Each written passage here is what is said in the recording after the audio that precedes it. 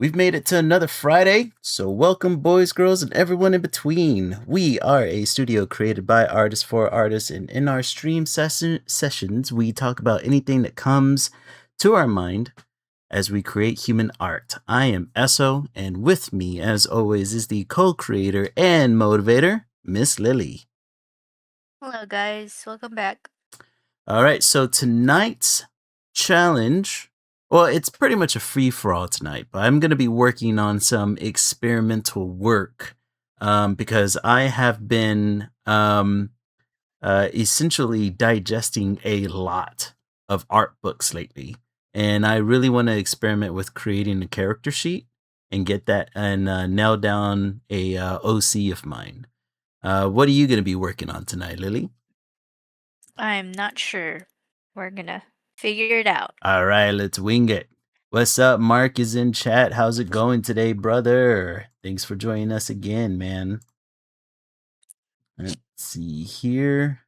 Oh, tonight we are streaming from Instagram as well. So to any of the Instagram audience that may or may not be out there, thank you very much for being here or coming soon, right? It's our first kind of exploration of Instagram. It's probably where some of our biggest audience is at. So I'd figure we'd tackle that one first before trying out something like TikTok. Welcome, Instagram audience. I'll try to pay attention to chat on Instagram. So if anybody pops up or wants to join, talk about whatever topics we bring up or talk about the artwork, feel free to let us know. We can get into it. Just get right in there. But before we start drawing tonight, let's get a little housekeeping out of the way. If you are watching the stream, join us in chat. It lets YouTube, Twitch, and Instagram know that you're here and counted. If you're a first time watcher on Twitch, hit that follow button. If you're watching on YouTube, be sure to hit that like, subscribe, and bell so you get a notification next time we're on. And if you're watching on Instagram, please feel free to give us a follow. We would love a broader audience to join us tonight and go into chat, say hi. If you take a look over in chat, you will see links. First being Miss Lily's socials, both Instagram and TikTok. You can find her at Lily Lilac Draws, all one word. Be sure to head over there for more artwork from her, as well as clips. And if you want to see more art clips or donate to the studio, feel free to head over to our link spree URL, which will take you to our landing page where you can find all the other socials that I've been messing around with lately. Outside of that, let's go ahead and get some artwork started here, and start getting into our topics because let's see here. I was going nuts this past week of finding all kinds of topics to talk about. Yeah, you have So a lot. yeah, feel free to pick whichever topic screams out to you first. I'll Mm, let you choose first whether or not you want to do one of your topics or mine, well, I don't whichever. have a lot, so we can go into yours. All right. What would you like to talk about Um, first? you want me to pick the first topic? Yeah, if you want to. Or we could just Mm, go down the line because my topics are a little mixed match. There's I didn't really have an order I was going through. But if you yeah, want, we can go with the latest drama that's happening in the mangaka world with Miss Yorana, um, and everything that's yeah, happening there. Because I put her on our promo image because I knew as soon as I started seeing this bubble on social media, I was like, oh God, this is here we go again, man. This is gonna get fun. Um, but the story is that Miss Miorana recently deleted her X account due to the Western fandom. mm-hmm. She recently deleted her account after a wave of criticism and controversy spread across social media. and it was triggered by reactions to a fan made video of involving the Gachia Gutha character. What's his name? Jabber. Gabber. Yes. Yabber? Gabber? Jabber. Jabber. Jabber. Like, Jabberwocky Jabber. or Yeah, yeah, yeah. The Jabber. Yeah, I forgot about that dance crew. Yeah, the Jabberwockies. well, it's originally Mhm. cool little tidbit. Yeah. It's referencing the Jabberwocky from Alice in Wonderland, which is what they're referencing as well. Oh, no I bet. shit. I guess I Yeah, didn't make that connection. I started thinking about, the first thing that comes to mind is that dance Johnny but they're Depp did. also dance troupe, and he dances, so that makes There sense. you go. It all Yeah. connects. It all connects at the end of the day. But apparently, I had seen the video. Um, Essentially, it's this. It looked like a Japanese guy doing a kind of like bare bones, no cost cosplay of Jabber, where he used leeks is it leeks, right? The vegetable Yeah. as Mhm. dreadlocks, and he was mimicking the dance moves from whenever Jabber is first introduced into the series. Um, Apparently, the situation escalated whenever people on social media started to debate the intent and the interpretation of that video, with some fans defending it as like harmless and others pretty much raising concerns over perceived insensitivity. Um, and then I guess as the discussion intensified, um, Urana pretty much got the blunt of it all, because But she shared it. yeah, yeah, because she She shared shared it. the video. Yeah, Yeah. yeah, that's right. She shared the video. And I guess the debate was raging so intensely online that it caused her to deactivate her X account. One thing, our Oh, you're screens not aren't up. seeing. Oh, let me go ahead. Sorry about that. I changed it over now. There you go. There we go. Um. So yeah, yeah. Thanks a lot, Mark. Thanks for that. Um. But yeah, yeah. So yeah, it apparently it got really intense over there, and it essentially caused her to leave. What did you hear about this whole incident? I also heard that the graffiti artist she works with, Mhm. on the manga also disabled his account, I guess in solidarity Yeah. to to Miss Urana. Mhm. Um, I heard like I heard a lot from the um black community Yeah. on this, and they're they're not even, well, a lot of them are saying like they're not even the ones who are bringing up this debate. It's just a bunch of people who aren't even in that community, like who Yeah. aren't black, who Yeah, are that's what I bringing this heard too. discussion up. And like for me, I think this is why people think we're a bunch of snowflakes, because it's because it's of people like these who are starting a conversation where a conversation shouldn't be had. Like Mhm. if you're not in that community, if you're not a black person, Yeah. you should not you should shut the fuck up. You Like why are should you calm the talking? hell down. Calm down, okay? Yeah. Um there's that. And when I saw the video, I just saw it akin to that one guy who does the really like budget, Yeah. the fat But Asian dude who does the budget yeah, the uh budget cosplays cosplays. with Yeah. just using his body and stuff like Mhm. that. I thought of that in the same kind of vein where Yeah. it's just purely a joke. Like they're not making fun of the character Mhm. for being black or having dreadlocks. It Right. was just a budget cosplay. And it it sucks that she's gone under so much fire this Mhm. year alone. Like all of the drama that we've talked about all happened this year. God, I know, right? Which is crazy. Between And the it's live because show and mhm. Yeah. Like that's Mhm. insane. And oh my gosh, to be a creator on the internet, that's why I don't like reply back to people Mhm. or whenever I post something and it does garner some type of attention, Yeah.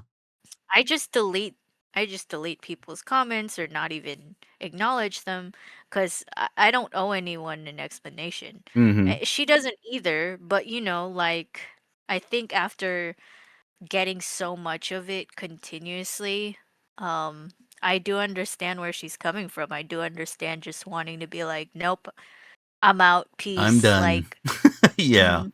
And that's what happened. So that's actually what happened. And I already brought this up in a previous stream, but I think the creator for Goose, her name is Gooseworks Online. The Mhm. creator for Digital Circus, like Yeah. she's tapped out too. Oh, wow. Like, yeah, cause of cause the movie slash last episode got leaked and people brought it to her attention Yeah. and she was just like, "Oh well." And then people like didn't like didn't like her reaction to her own thing getting leaked. Yeah. Yeah, and it's just like, "Oh, how could you act like that?" or this and that, and it was just a commentary on how the finale is being released before like monetarily Mhm. before going on YouTube for free like it always has been, and people thought her just saying, "Oh, well, it got leaked." Like was kind of a jab towards them, and it's Yeah. just like, well, don't you guys care that her property got leaked? Like, you know, Right. you're just mad that she doesn't, you know, like she's just basically saying it is what it is, and you Yeah. guys are getting mad at that. Like, damned if you do, damned if you don't, right? Yeah, And exactly. Exactly. man, It's one of those things like whenever I first came at I was first introduced into the whole situation through the drama, and then I came across the actual video that the whole drama was over, right? And I saw the video, and it's like you said, it's like a budget cosplay and the guy's doing the dance. And my first thought was, okay, like this is it on I can see both sides of this, right? On one hand, I can see how it's like, okay, especially whenever we're talking about Eastern cultures appropriating whether it be black music or black style or black, aesthetics, and we there's been a shit ton of disrespect that's been coming out of South Korea and K-pop, and there's been, minimal black characters within anime, and then whenever there is a black character within anime, it's kind of a weird caricature. And I can understand how people at some point would see this video of this guy imitating Jabber, which Jabber, for the most part, right? Like Urana has done a really good job of like kind of trying to include representation, and every time the Japanese, right, other Japanese media gets it wrong, she's quick to reprimand them. So like anybody going after her makes no sense to me, right? Because she's been an ally, and she has respected the culture from the get-go, right? mhm, So I can understand why people would see that, right? Just a random low budget cosplayer, they would see that and they'd be like, ah, right? Like you get Eastern fatigue, right? As a black person, I would assume. But then like after the initial comment, I'm sure it was pretty much over, and then it got taken over by another group, which then in of itself is like kind of the issue where it's like, okay, like maybe, a small group of black people said their piece, and then all of a sudden everybody came in, and because it's popular to kind of dogpile on somebody, because saying, adding more drama or adding more gasoline to the fire gets you more views, and you want to cover it on your social media, and everybody wants to have their like little viral comment here and there. Of course, people start piling it in, because we live in a society where we monetize sensationalism, right? So you have all these people that are dogpiling, and unfortunately, like, Urana is like at the epicenter of the whole thing. And it's like, well, and at the end of the day, it's not her, right? She's been completely respectful, but even she has to hit her limits on what she's willing to deal with, and the amount of blame that's being thrown her way, and especially on X of all platforms, where they monetize you to say the most outlandish shit. You know what I mean?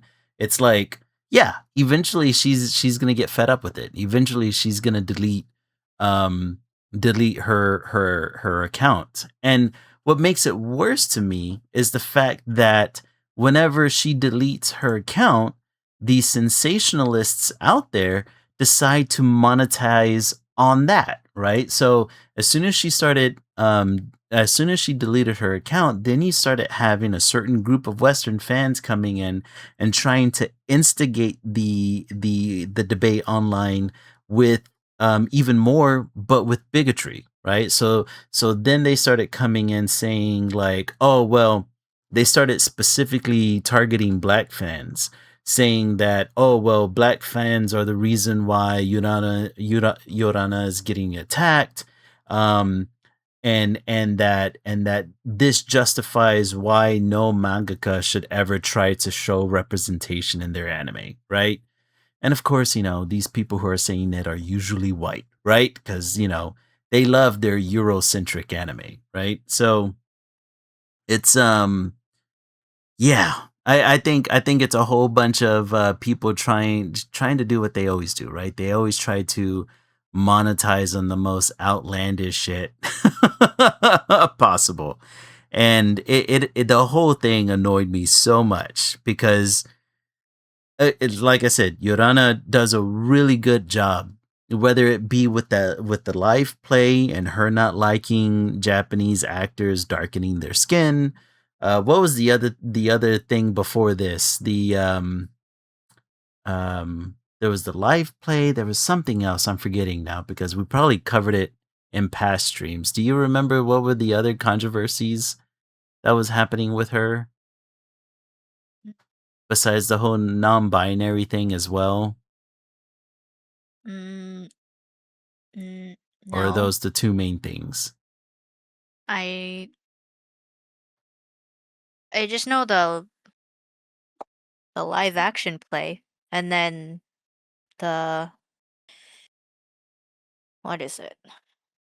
Like feeding her art into AI, Oh, right, that generative yeah, AI, and then or people just using doing her like, oh covers. yeah, or just doing like fan arts that look like, or actually using her, yeah, Mhm. her backgrounds. Yeah. Um Yeah, I think she's been fighting the good fight.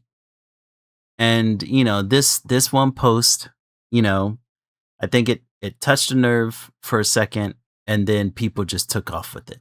And, you know, it's just this this poor woman can't catch a break. Um mhm, Other animators have been joining in on the conversation as well. Like, there is a mm, animator from Studio Bones, who was describing frustrations with what they called destructive online environments. And they said the sad thing is that the true fans aren't on Twitter. They live normal lives far from toxic social media. They go on to say, I hate Twitter, I hate TikTok. Bunch of insufferable, entitled, loathing children minded retards everywhere. mhm, mhm. I mean, and they're not wrong. Because holy crap. The last thing I ended up hearing is that Yorana did reactivate her X account, but she's private now, so nobody can see anything that's on her page Mm. outside of friends and whoever she's following. So she's not completely gone. Um, Buck Fumbler, thanks for joining Instagram. We love that you're here, man. Feel free to join in on chat. And Sky Captain 34, thank you for joining us as well. We were just talking about the drama that's happening behind the author of Gachyakuta, Ki Urana, and the controversy with the low budget cosplayer. But going on to another topic, do you want to pick out one of yours? You can keep going. So let's see here. Can I stick within the manga world here, or should I go over into AI? You know what? Actually, I do have one more manga topic here, and I thought this was really interesting. Um, Let me see. So there was a artist online by the name of Yanfei Obsession, and they're currently going viral after fixing a design from a anime called My Senpai is Annoying. Yeah. Um, I actually watched that anime. oh, you actually watched it? Okay. He Yeah. he called out the original layout a monstrosity, arguing Mhm. that Futaba looked too small and had childlike proportions despite being a older character. Um, Mhm. the redesign sparked a huge debate online. Some people agree that the original design gives her overly childlike features, while others argue that it's just anime stylization and shouldn't be taken realistically in the first place. Um, Let me see. Well, give me your take, and I'm going to try to pull up that image Yeah. here on. So I watched the anime Mhm. and I it's a it's a love anime, like a Mhm. romance anime. And yeah, uh the little girl character, she is actually a full-grown woman. Yeah. She's just, kind of suffers from uh Just being small. childlike, but like Mhm. being like a small person. But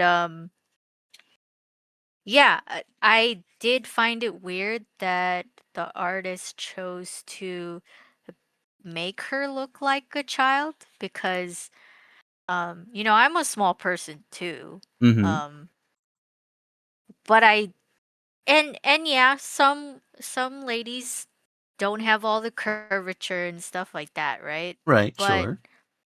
past the point you don't look very much like a child just cuz your face, your bone structure grows a little bit more, so you look more like an adult person rather than a child, if you get what I mean. Like Right. your face fleshes out more, stuff like that. Your body matures a little bit more. Um, so it is weird that her character does look childlike, Mhm. even in the scope of being in an anime style, right? Yeah. I think it's weird because there are other female characters in the anime. Obviously, they work in an office and they look completely normal. Like their eyes aren't huge like the main girl characters are. Um what else? Yeah, her face is just noticeably rounder like a child like Mhm. so yeah, I did see the redesign and I thought it was, it's still good. Like it's Yeah. even better Yeah. because yeah, she's still small. Mhm. Um But now she has womanly proportions. yeah, she has normal Yeah. proportions. Um she could, she could still be perceived as younger, but Mhm. she's noticeably an adult. Like speaking as someone who's a small person who also looks younger than I am. Mhm. Um Which I don't know. I kind of some people think I'm like way younger than, and it might be because of how I dress, but like I don't know, like there you can just look at a person and be like, yeah, that's an adult, you know? Yeah. Like Yeah. That was my thing too. Like whenever I saw the redesign, I was like, well, I like the redesign a lot better because I always hate it whenever you have anime fans that are like, oh well, that's simply just a style, or this is supposed to be an expression of a character or a representation of a character, and not actually like it's not supposed to look like a full grown woman because I don't know whether or not in the anime she acts childish or not. And maybe it's one of those things where like maybe the mangaka was trying to convey that childishness through the the design. proportions, through the design. But it's like there's a difference between like personality expression and character design, you know? So like if your character design is always in child mode, then that's a child, right? Or at the very least you're infantizing a grown woman, right? And so it's one of those things where it's like I think that um in the original artwork, obviously it's not features that would exist on a grown woman. Um and I think that cuz I've heard a lot of I read a lot of anime fans simply saying, "Well, there's small women out there. There's small women out there." Well, like no shit, I know a small woman. It's like I've seen plenty of small women, but once a woman, to me, it's almost like they don't understand biology or how puberty affects a human being. But once a woman goes through puberty, like even if they are small and petite, there are a number of features that changes on them that signals that they're growing up, right? Or that they're going through puberty. And one of them is I like, mean even I mean even past puberty, yeah, you yeah, you you grow, continue you to grow. still keep growing. Exactly. Um Which I'm assuming, how old is because the when character in the anime? because when women when little girls hit Mhm. puberty because they're still little girls, right? Mhm. Um and as little boys go through puberty as well, their bodies start changing. That's the key word, start changing. But your body keeps going through change as you Mhm. keep growing. It's not like you hit puberty and you're magically a full-grown woman, right? No. Yeah, yeah, yeah. It's You a it's start a tr it's a let's slow transition. differentiate that. Yeah. Yeah. Um uh you know, but she's like in her 20s, this character. Mhm. Um what's the anime called again? My senpai is annoying. Okay. I'm Let's assuming that look. she's somewhere in her 20s. Yeah, they're in their 20s. Yeah. I mean, They yeah. work an office job. Yeah, even in your 20s, you start developing signature features that Yeah, signal like that I said, yeah. you you can see someone's kind of an adult when their face looks fuller. Mhm. Um, your bone structure also changes, Yeah, definitely. that sort of thing. Like you're a mature body, a Mhm. human, Yeah. because you've hit that age. Um, what is her name? And Oh, I have what no is her idea name? actually. Futaba. Yeah. Futaba Igarashi. Futaba Igarashi is she's 23. So Oh, yeah. she's Oh. 23. Past that, women stop growing in height at Roughly around 18. 18. Yeah. Yeah, So, but yeah. your body still keeps growing into your 20s, but 23, yeah, you should be Yeah, you should be well into looking like a grown adult, you know? Mhm. Yeah, Even at a short height. yeah.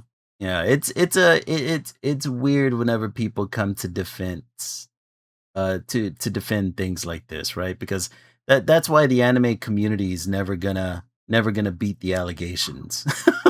Because they do shit like this where they're Yeah. like, "Oh no, the fact that she looks 12 is inconsequential to how the." It's like, "No, man. Like it's okay to call a spade on this. She looks ridiculously young. She shouldn't be looking that young." I Mhm. finally found the image here so I can show it on stream. And let me see here. I think Twitch and YouTube are going to be able to see this. Here we go. This is the redesign. Um yeah. Yeah, the redesign looks a lot better. Still makes her look like a small petite woman and a woman who's in her early 20s compared to the guy without making her look like a prepubescent adolescent. Yeah. Jesus Like, the Christ. redesign still keeps the large eyes, Yeah. you know, Mhm. and It slenders the the face a little anime bit, which the normally anime-ish happens. expression. Mhm. Yeah. Yeah. That's a lot better in comparison. If they did wanna round out her face, they could have made her like a chubbier character, Yeah. Yeah, like, that's very make the true. proportions of her body fit that chubby face, but when you Mhm. put a chubby face on this small body, you automatically think, "Oh, that's a child." Like, Yeah. that's Yeah, it's true. It just makes it look worse, man. But yeah, whenever I came across this, I was just I think just too many people don't understand I think too many people don't understand basic anatomy. Maybe we understand a little bit better because we're artists and we look at this constantly. maybe, Um, but I also just think people who defend it mhm. kind of need to understand why Yeah. and then Yeah. look internally because it's like, um, so this is a romance anime. Oh god, that's true. Is it okay to defend this character this Oh character's no. depiction That's a good if it point. you know what I mean? Like Yeah. Yeah, I they're know. they're not connecting the dots, and then at the end of the day, it's like, okay, if you're really hardcore defending this, are you one of the people we should be worrying about? Right? Like you're just hiding it behind Do we this. need to have a talk? Do we need Yeah, to we need to go through some hard drives. Do we need Yeah, to right? Do we Cuz You know, something why is are you seriously hardcore wrong defending here. this? Like, Yeah. it's okay. It's fine if you like the anime. Like, I thought the premise is, kind of cute, but Mhm. at you can defend the anime if it's good. Like, Yeah, if you think it's you can good, defend the story just fine, for sure. but you It's can just also say like two things can be true at the same time. You can also Mhm. say those character designs though could be way better. Yeah, yeah. Like, Those characters is and what trips me out whenever I first saw this, image is that the guy has pretty standard proportions for a yeah, the dude guy looks that's normal. yeah, he looks Like, why? completely normal, completely normal. He looks like an ex-jock, that was in high school and now he's in his 20s and he's a salaryman, right? Like that's what he looks like. His proportions are completely normal. He even looks like he's got a little bit of a dad bod going on there. Yeah, it happens to all of us. Like, why does she look so? Somebody needs to Speaking look as at someone this. who is small, like, Yeah, I could yeah. I could see her like, when I was watching the anime, I Uh could huh. definitely see this woman being kind of a depiction of me, like, Mm-hmm. because I know women that are shorter than me, I'm 5 foot even, Yeah. and, that's below the average, Mm-hmm. height for women in the US, You're um, tiny. but in Asia, yeah, in the Is Philippines completely there are normal. women shorter than me, but guess Jesus. what? They Yeah. still don't look like a child at that height. Like, Exactly. There So it's are just like, defining yeah. characteristics. Yeah. So you could definitely depict a shorter woman in an Mhm. anime, but ugh, like But why go to this length? I need to look up the other women characters in that anime because I could have sworn they don't look like that either. So she's the only one that They looks look that way? regular. Oh Yes, god. because they're all regular looking humans, and then she's the only one. Yeah, look, And she's the main fellow woman. romantic I'm assuming she's the main romantic, what's the word I'm looking for? She is the Interest? yeah, main romantic interest, right? Protagonist? Yeah. Oh god. Yeah, I think at this point we need to search the mangaka's hard drive.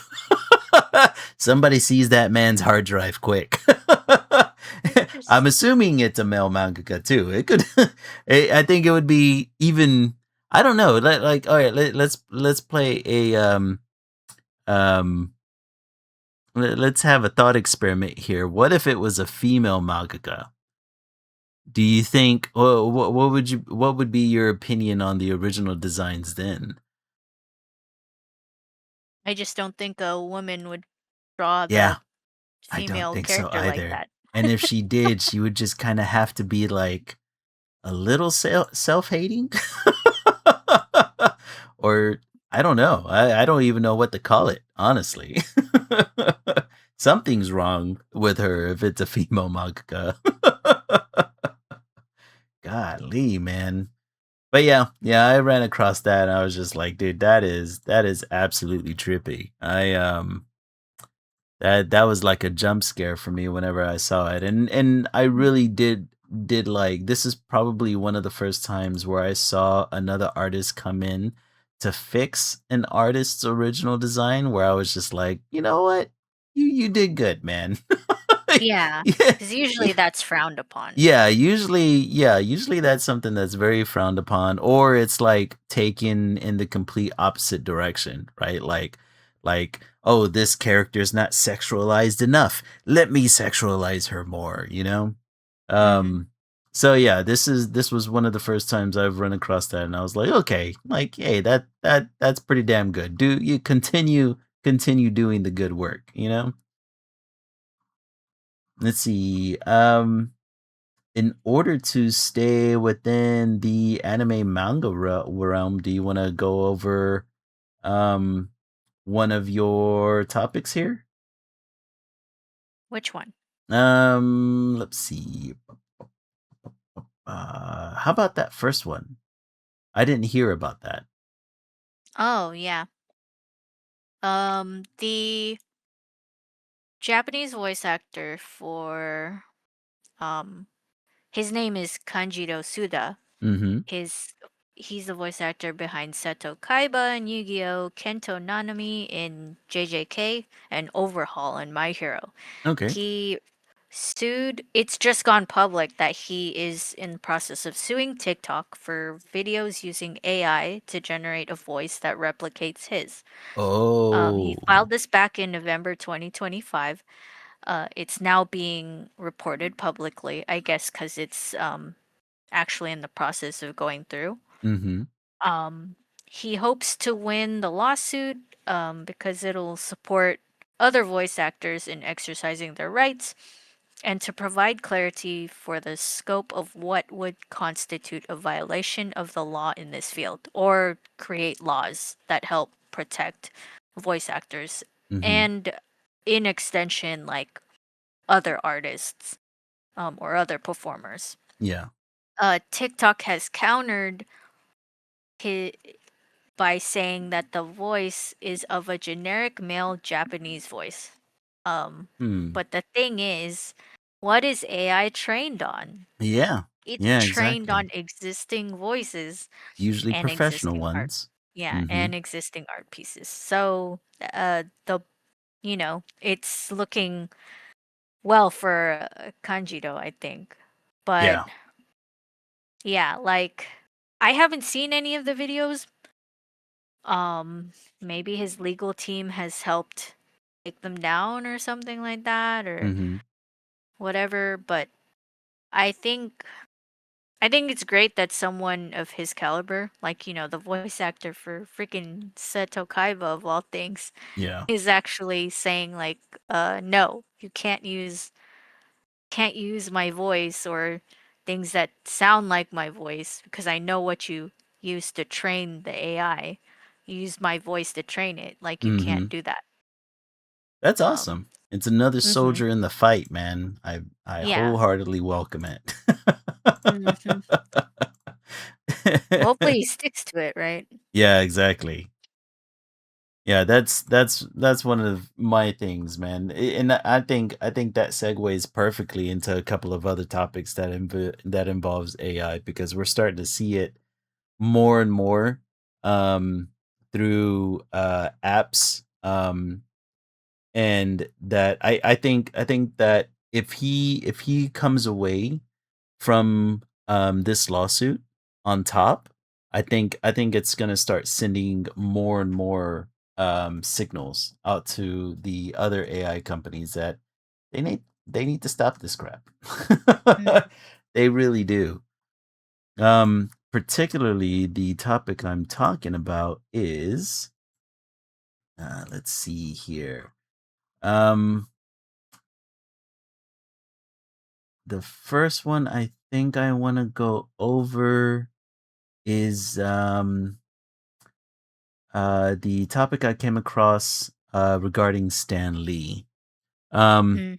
so everybody knows who Stan Lee is. He was pretty much the face of Marvel Comics since as far back as I can remember. And whenever I first heard about this story, I was like, have you ever seen that meme of that chick that tries the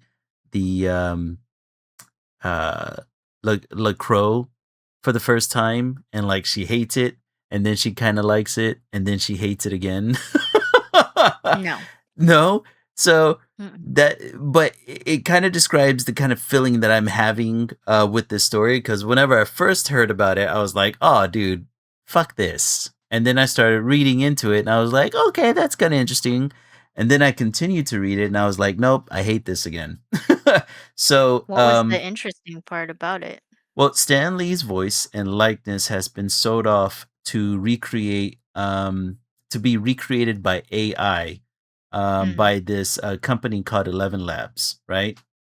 Deadline reported that Stanley's estate is embracing what they call the superpower of artificial intelligence. Um, Under a deal with the Stanley universe, the comic book creator's cloned voice will narrate some of his favorite books in the 11 Reader app, right? So that was the first thing. That was whenever I first heard that they were going to be recreating his voice and image, I was like, ah, I fucking hate that. And then whenever I read that they were going to be using his voice, they were going to be cloning his voice to narrate and read some of his favorite books. For he has like a Stanley Book of the Month club that's mainly for children, right? I was like, okay, all right, like if you were ever gonna use AI, and if somebody's estate was gonna give a company um the go ahead to say like, hey, you can use this voice for this purpose, using it to narrate books for future generations to experience Stanley, right? I think it's pretty fucking cool, right? It's educational. It helps the kids. They get exposed to Stan Lee as like this grandpa figure. It's a win-win-win, right? Um, they were saying that some of the first books were gonna be like Robert Louis Stevenson's Treasure Island, and then 11 other books being adapted in the coming years, right?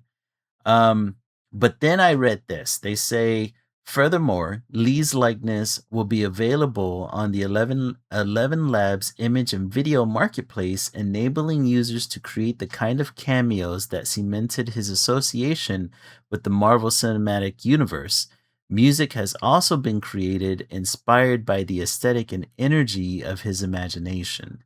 And that's whenever I said, what the fuck? I hate this again.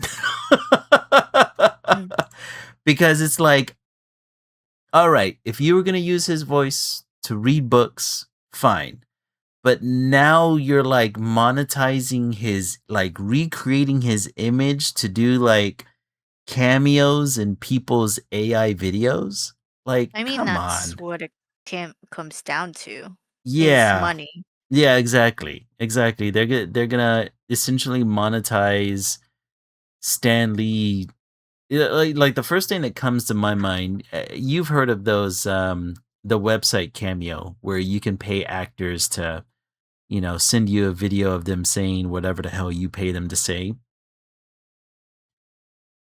That's what I'm Mhm. imagining they're going to be doing with the dead image of Stan Lee. And I'm just Yeah. like, what the fuck, guys? No. No, no, no, no, no, no, no. Have his voice read books. Okay, fine. Monetizing his image for more money, not good. Yeah, Mark says, "Why does this remind me of Ready Player One?" Yeah, yeah, where they're just kind of like resurrecting Stan Lee like he's some sort of intellectual property. I don't like it. I don't like it at all. I was okay if they were gonna use his voice to read books for kids. I am not okay with people making AI generated videos of him doing God knows what. I just Mhm. fuck me, man. Yeah, and it just put me in a bad mood. It put me in a real bad mood whenever I read that. So I hated it whenever I first read it. I was kind of okay with it whenever I got to the reading the kids books part, and then I hated it again once I kept going through. Um, the estate of Stan Lee, somebody by the name of Chaz Rainey, said that Stan always believed in meeting his fans where they were in the pages of a comic at a convention or a quick on-screen cameo.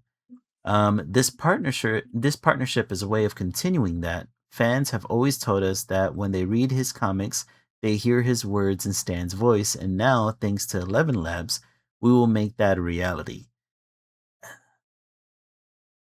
It just feels. I know they're trying to justify it, but it feels like a cash grab, right? Like this idea that where they say Stan always believed in meeting his fans where they were. Yeah, whenever he was alive, right? He liked, interacting with fans and being with them because he felt as if, he could bring a presence to comics. The man was like a one-stop shop of marketing for comic books. I mean, I don't think comic books would have ever hit the height that they hit if not for Stan Lee. His AI recreated corpse isn't going to do that. It has no intention other than to make money. And I'm just like, just fuck you guys. Like, just that's bullshit, man. Like, I don't know if Stanley's wife is still alive. I'm pretty sure I read that she may have passed away before him. But it's like outside of his remaining kids, you can't tell me that they don't make enough money or they don't have enough money in reserve and that they have to like cash in on the image of their dad. Like Mhm. that I don't like none of it. I don't like it at all. And like they had a decent idea in the very middle of it, but I don't know. I don't know. What do you think? Um, well, this is very Black Mirror-esque. Mhm. They Yeah. actually have you watched Black Mirror? I've watched some episodes here and there, but never all Okay, the way so through. there actually is kind of an episode that touches on this, where Oh they fuck. take the likeness of a person who's passed away and they Mhm. can replicate it. And it kind of like, I think a few episodes touch on it actually. And Mhm. it kind of takes away from the magic that was his life, you Mhm. know, Yeah. because you're only allowed the time that you're allowed while you're here. Mhm. And when, you know, you kind of learn to appreciate the person more for what they've done, knowing that they were here and that, their time is done, I guess. Mhm. But to like death, to make it a bit morbid, death makes you appreciate life more because you know it's going to end, Mhm. you know? Yeah. If we're able to just replicate people's like likeness and voice and stuff like that, I think it kind of spits in the face of their life that they had on in the time that they had, I Mhm. guess is what I'm trying to say. I don't Yeah. know. I think it's weird. Like and so dystopian, and it's definitely just that's it. Like they just want to make money. Like, Mhm. yeah, it'd be cool to have him read comic books and books to children, Mhm. but it's not going to be free. Yeah, yeah, You that's you'd the be other thing I didn't know. Like, they said yeah, that this like was for his book club, so that's definitely a subscription-based, exactly. You're service. probably Yeah. going to have to pay more just to be able in that to be in that Ah, damn it, man. tier to hear his voice again. So it's just like, dude, all of this is just for the money. Like Yeah. There you has to don't be a fucking limit care. to this kinda You stuff, don't man. fucking care about that They kids. they don't. Nobody cares about that kids. They don't They give a only shit care about about the it. money. Yeah. Yeah, Of course. they're just being content pigs where they're just like, "I wanna see Stan Mhm. Lee cameo in the back of a video that I wanna that I wanna prompt," you know? And it's just like, "Fuck, Like man, like, no. mhm. No, no, no, no, no, no, no, no." Like, this would even upset me if the MCU decided to do this, which thank God they haven't, right? Hopefully Like, they don't I'm so hopefully glad they don't they think they yeah, they haven't can. come around and be like, "Oh, we're gonna throw in a Stan Lee cameo after his death." Like, I think the last one he did was for, like, Big Hero 6 was one of the movies that he I think it cameoed was in. Spider-Man. Yeah, yeah, I Spider-Man think was it was probably one into of the the last ones. Spider-Verse. Mhm, and that was like yeah, just leave it at that, man. Like, I really, really, really hope Disney doesn't decide to do that because I put the blame solely on Disney if this happens because these guys, when it comes to AI, they really don't give two flying fucks. Yeah. I mean, it, I like I've already said, I don't think AI should be used at all for the creative space. Mhm. Um, yeah, it's cool. It'd be so cool if we could just get everything right away. Like, that's really great. Yeah. But you have to factor in everything that's wrong with it. It's Mhm. really bad for our environment. It's turning the water brown in some of the states here in the US God, already. I know, man. Um, it's consuming so much energy that we need. We're already in an Mhm. energy crisis. It steals properties from artists who didn't consent. Right? It's using money, which we all don't have enough of. Could Yeah. I keep going? I mean, that's pretty much it, but it's those handful of things are already really bad. Do we really want to Mhm. keep going?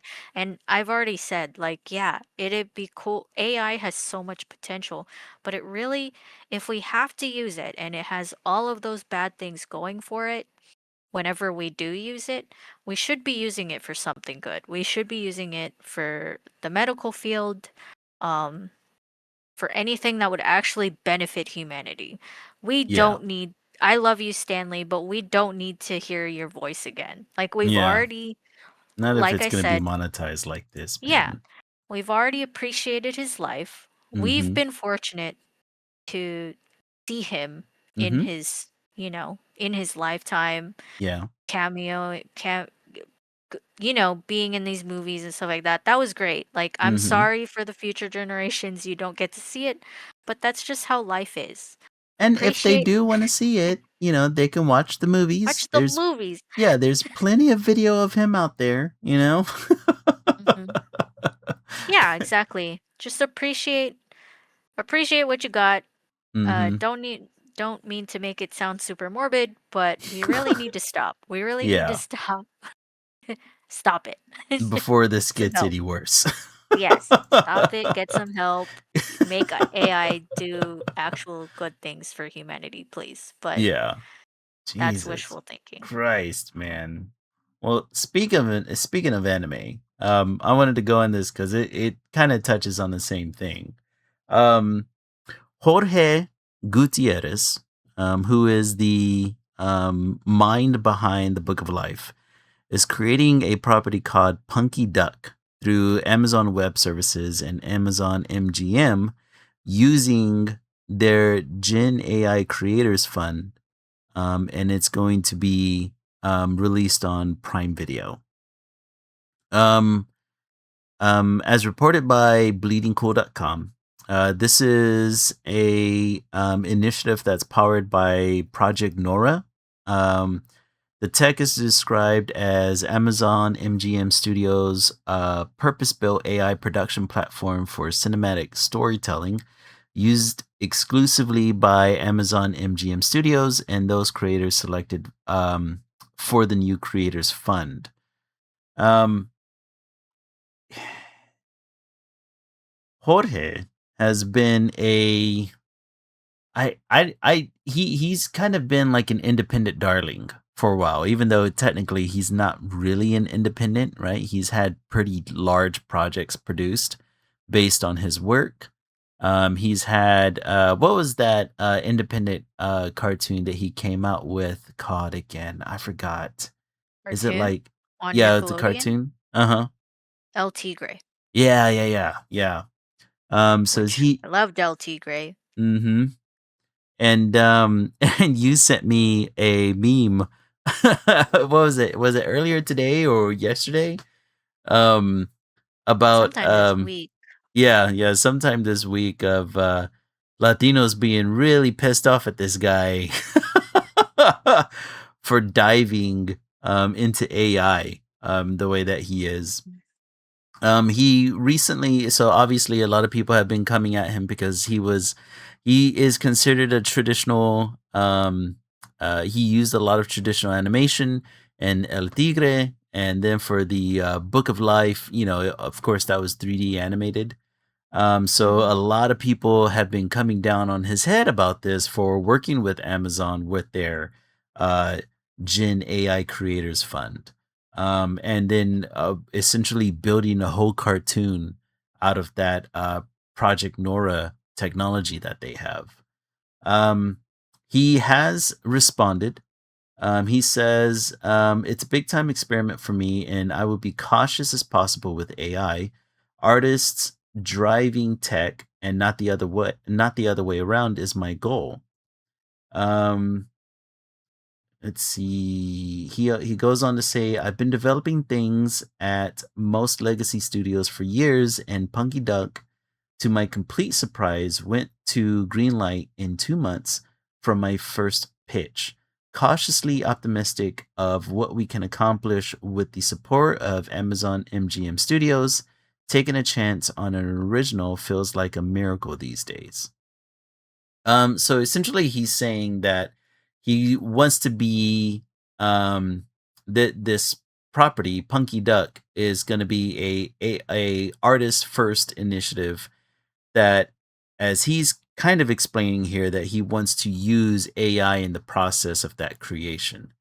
Um, how do you feel about that? How do you feel about having a property like this that is being driven by artists, but they're using AI to help? Well, I so the reason why everyone, not just the Latino community, Mhm. um, I think the Latino community is getting really outraged about it because, they had this representation from Yeah. this Latino creator, Mhm. but everyone in the artist community space is upset at him because he's just the biggest definition of a sellout because Yeah. he was staunchly against AI. Like Mhm. he voiced his disapproval of it before, and then all of a sudden, you get buku bucks from Amazon, and you're like, what do you mean? I love AI. Like, oh my gosh, it's so amazing. Yeah. Really? Like, what do you Mhm. mean I spoke out against it? No, I didn't at all. Like, Fuck, no. man. He finally gets money. Uh-huh. He finally gets this property greenlit, and he shuts up. Yeah. Like, which that's why a lot of people are upset. It's just like, it would have been one thing if you never said anything Mhm. Yeah. about AI, you Yeah. know? But this is just, if you had to define sellout at all with a great example, this is it. Like, Yeah. you, Yeah, this would definitely be good it. job, buddy. You're the face of the definition for sellout. Good job. Fuck, Um, man. I think, like I said, I don't think AI should be used in the creative space at all, just because Mhm. of what it's doing to our planet, what it's doing to us is as a society, as humans. Yeah. We're like I said, we're all gonna die soon, and we're making it go faster because of because of fucking AI generated Yeah, pictures. Great job. exactly. I even if it didn't have those problems, right? Like Mhm. it wasn't affecting our planet, it wasn't affecting our ecosystem and our Yeah. ability to live. Even if it didn't do that, I still think it's spitting in the face of the process itself. Like Yeah. you don't become an artist because You want genuinely because of the ending Mhm. process. Yeah. Like, Yeah. yes, I love that I am making this pretty picture for you guys right now, and I Mhm. love that it's going to become a pretty picture. I love that. Yeah. But I love the the time and the effort and the process that it took to get here, because Exactly. I didn't come out the womb drawing like this, okay? Mhm. I didn't even draw like this like a year ago. Oh, yeah. Um, you know, Yeah, and you there's a whole conversation that could be had about I hate it whenever people tell artists, like, "Oh, you were born with a gift." Like, "No. No, I wasn't. I practiced this day in, day out, okay?" thank you, but I honed the gift. Like Exactly. I took the time to perfect this gift because yeah, Mhm. you get a natural like I feel like people get a natural what's the word? Inkling? Like a kind of like they're drawn to certain Yeah. Yeah, you passions. Like yeah. we're all born I think with a natural passion towards something. But Mhm. you can definitely, even if you suck at drawing and the thing that everyone tells artists like, "Oh, I can't even draw a stick figure." Well, you can. Yeah, you You can can, pick up a as long as pencil you practice. and learn how to draw a stick figure and more if Mhm. you do what artists do, which is go Yeah. through the process. Just go through the hard thing. Yeah, and be passionate about learning Yeah, that process. Yeah. exactly. Learning the process. And I think that when you're using AI like to create those shortcuts, Mhm. um that just yeah, that just spits in the face of human innovation Yeah, in this creative space. exactly. I'm right there with you. The idea of like there is an instance in my mind where I think, okay, well, if AI were to be utilized in the, let's say, in the artistic process, there are some instances where I can think like, okay, like it'd be cool if an algorithm or a program can do this thing, which can help in the process, maybe make a little bit of a shortcut here and there, kind of like what we see with, uh, drawing programs, right? Where they mimic certain brushes or, it means that I don't have to go to an art store and purchase watercolors. Instead, I can mimic the watercolors through my drawing application. But Mhm. the technique is still needed there, right? The technique, the practice. the skill is still needed to be learned and honed, right? And so I can see where like I can see where AI can help shorthand some of that process, Mhm. but never to the extent that I think Amazon is trying to push generative AI, right? Because whenever we're Mm. talking, like, we're not talking about like an algorithm or a program or a, what did you call it in previous streams? You called it something else that it's not AI, but instead it's this thing. Oh, Program. it's a Uh, algorithm? Yeah, something like that. I can't remember exactly, but you made a great point at the time, right? Where it's like, yes, it's not AI, but instead it's mechanicians that are built directly into the program in order to help shortcut or shorthand a process that would normally be a little bit harder, or it would take a little bit longer to accomplish something, right? Mhm. But that's not what Amazon's going here for, right? This Project Nora is tech, as they put it, purpose-built AI production platform for cinematic storytelling. So this thing is spitting out generated AI content. It's not like it's there to help with the little things. It reads as if it's there to help with the gigantic process, right? It's And just I there to make, exactly. make the content, yeah, to make Mhm. money. Mhm. And maybe there's artists there to kind of like nudge it here and nudge it there, but I think for the most part, right, like the AI the AI tech is doing the heavy lifting. And that's what annoys me, and it just kind of like it sucks to see that coming from somebody who was helping re-pioneer um, uh, 2D traditional animation in a space where it didn't exist for a little while, right? Like Mhm. like 2D animation went dormant with the introduction of 3D. And whenever he released El Tigre, as well as other um, uh, cartoon creators, right, there was this renaissance that was happening. And now here he comes, you know, implementing Amazon's AI because they're going to give him a gigantic paycheck to get a original property of his into production. And that's just, like most of the time we say things like get your bag, but this is not No, this is yeah. not one of those No, situations, I'm you okay know? with people getting their bag, but this is just not it because, like, so at the end of the day, Mhm. what yeah, sure, artists are helping this property at Mhm. the forefront. But then this is what people are also forgetting is when Mhm. they're done training the AI and it gets to that point where it is too good to Mhm. differentiate from humans, Yeah.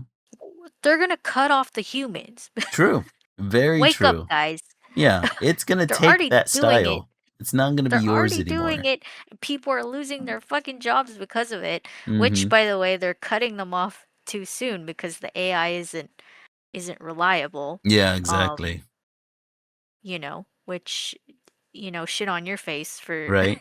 cutting off people's jobs, but you guys need to think humans first. Like Mhm. we're here to to try and live, and they don't want people who are artists Mhm. happily making their money while also making properties for these big corporations. They want Yeah. to cut out the humans because they Mhm. cost too much. Yeah, right, And God forbid. hopefully they'll train a robot Mhm. do it better than us, and hopefully save money. But the thing is, that's also spitting in their face because Yeah. it costs too much to run AI. Like Mhm. even more than it would be to just pay a human. So Exactly. Exactly. And, like like, a lot. the part that also pissed me off, well, I guess my ultimate stance is, like, even if it's an artist-led AI project. Mhm. I think even if you open up the window a little bit, you're letting in too many flies, right? Mhm. Like there's no amount of space you can open up this window where where a gigantic corporation like Amazon and just after those comments that Jeff Bezos made, what was it, like 2 weeks ago? you Oh, know, about not taxing people, but yeah, he's about actually not just taxing people. commenting on every like comment okay, so the comment that people were seeing at Mhm. the forefront was him saying like, "Why are we taxing basically the common man? Like it's not Mhm. fair for a nurse who makes 75K a year to be paying what was it, like 12K in taxes a year?" Yeah, And yeah. people were like, that's marketing him as like a good person, but Mhm. obviously people Oh, are dude, the like PR me was out in force for him. were Yeah. like, "What? This is weird. Are Oh, you dude. actually a good guy now?" And then Right. you searched it up and was like, "Oh, that was in the same sentence of him saying like, I should be taxed that much. I Yeah. should be."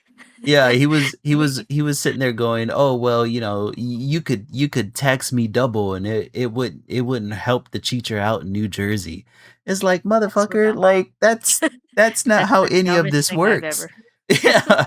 And like I whenever I saw that dude, like alarm bells started going off in my head. Like this guy's just trying to demonize taxes. Like it's the same playbook all over again. Just so he doesn't have to pay any, Yeah, especially the minimal amount that he pays already, in comparison to his overall which is wealth. crazy. Yeah, and so you got this company like Amazon. The moment you give them an inch, they're gonna take a mile with this, and it's just Mhm. going to be, Jorge is gonna give his style over to this AI bot, and then whenever they decide that he's making too much money, I hope he doesn't think they're gonna keep him around out of goodwill. No, they're gonna get rid of your ass, but they're still gonna have your style. It's not gonna be Mhm. yours anymore. You It's just now in sold the your soul AI. over. Good job. Exactly. You You're fucking yeah, idiot. exactly. So he basically yeah, he basically sold his art style. So Yeah. He pretty much now it's gave it away gone. now. Way to He go. did good job, you fucking idiot. Yeah. I What's hope funny is that is that I he hope goes he on to paid you a Twitter. lot. Right. I hope that bag was big enough to to give away your artistic freedom, man. He went onto Twitter and he wrote, "I understand that a lot of people Wait, I understand that a lot of you are happy for me, and a lot of you are really angry at me for experimenting with AI at Amazon. I'm gonna leave the comments open so you can get it out and hopefully feel better. Any death threats will be reported. Anyone threatening Sandra and my son Luca I will report those too. Come at me all you need. Come at me all you want and need. Just leave my family alone." So yeah, man, he's pretty much, like, nobody should be threatening anybody's life over something like this, right? Like, let's Or not get his crazy, family people, that right? didn't Like, do anything. don't bring his family into it. Yeah, this has nothing to do with them. But yeah, he's washing his hands clean of it, right? He's just saying, Mhm. "Yeah, I'm gonna do this." You could be mad all you want, but I'm gonna do this one way or the other. And yeah, man, it's Jesus, Jesus Christ. He's It's he's disappointing. it's super disappointing. Super disappointing. He was one of the few Latino creative voices out there, and now he's just pretty much sold that away. So yeah, yeah, I don't think I'm gonna be catching this on Amazon Prime. That's for sure. I think it's even more disappointing because he was saying like, "Oh, it's so hard to get your property greenlit these days." But it's hmm just like, dude, have you not seen indie properties and how successful they are? I know, Like those man. those people and those people they're able to make money because they make merchandise or even like do a Kickstarter or something, to get help from fans. hmm Um but they start those properties purely just out of love. Yeah. And and it's so sad to see someone who's kind of just lost sight of that, Mhm. and also lost sight of the potential. Like you can get greenlit by your own fans, man. Yeah, Like you will man. get They would so fund you would get anything that you so come out yeah, with. you would have got so much money, but You look at idiot. you now. I mean, Mhm. I'm glad you good job, you got money, but like we said, you're done. Like I Yeah, think your art style's just gone now, man. yeah. Like You have sacrificed artistic integrity for the sake of dude, I that hope sucks. they paid you millions. I really hope that this is in a It situation where better it's be, like, yeah, it "Oh, better they be worth it. greenlighted my IP. So awesome." Like, bro, this better have been like millions upon millions of dollars. Otherwise, you are the biggest idiot. Exactly. because I've seen promotional images for this punky duck and it looks Mhm. like his style, obviously, right? Like most of his Yeah. properties carry the same artistic style. Like he's literally selling the style away.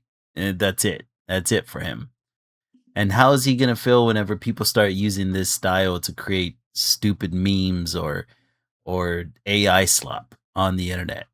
Like Mhm. there's not a damn thing he's going to be able to do or say about it cuz hey man, you've enabled this.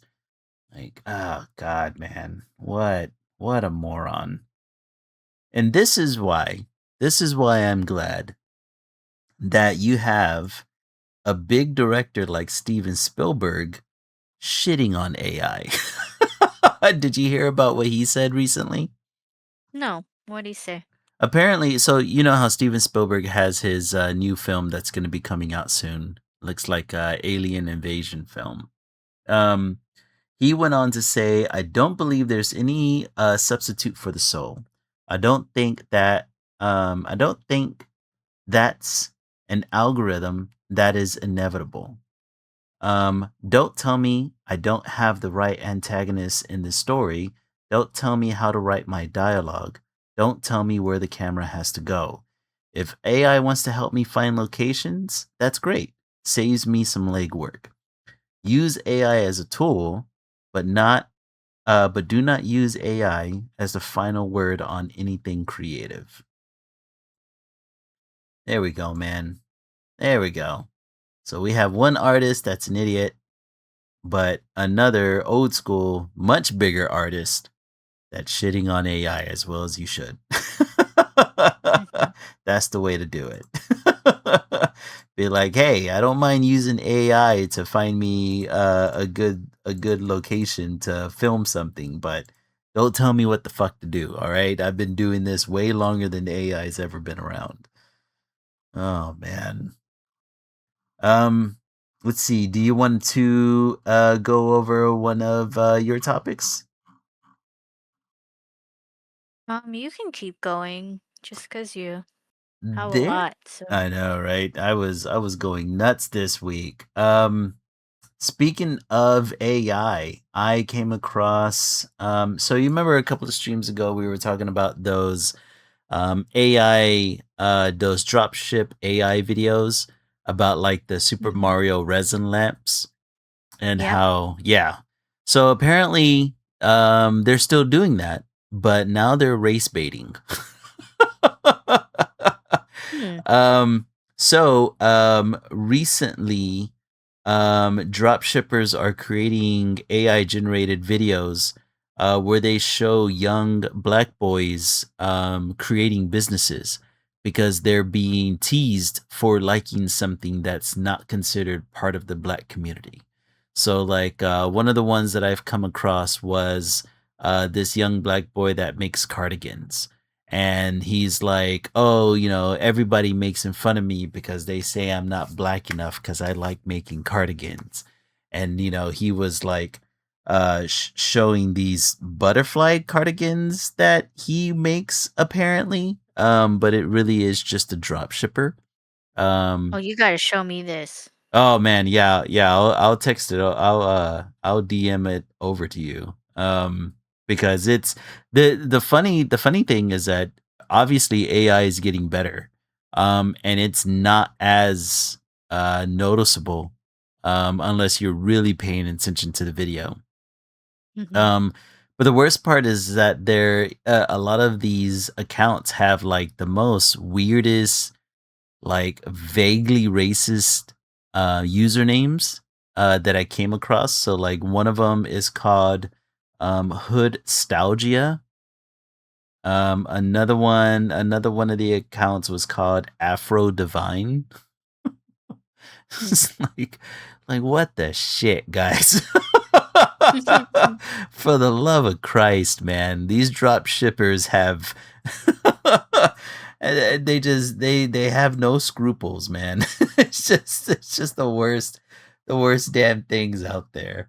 Um but yeah, that's all that I have on the AI front. Do you have anything regarding any further um AI topics?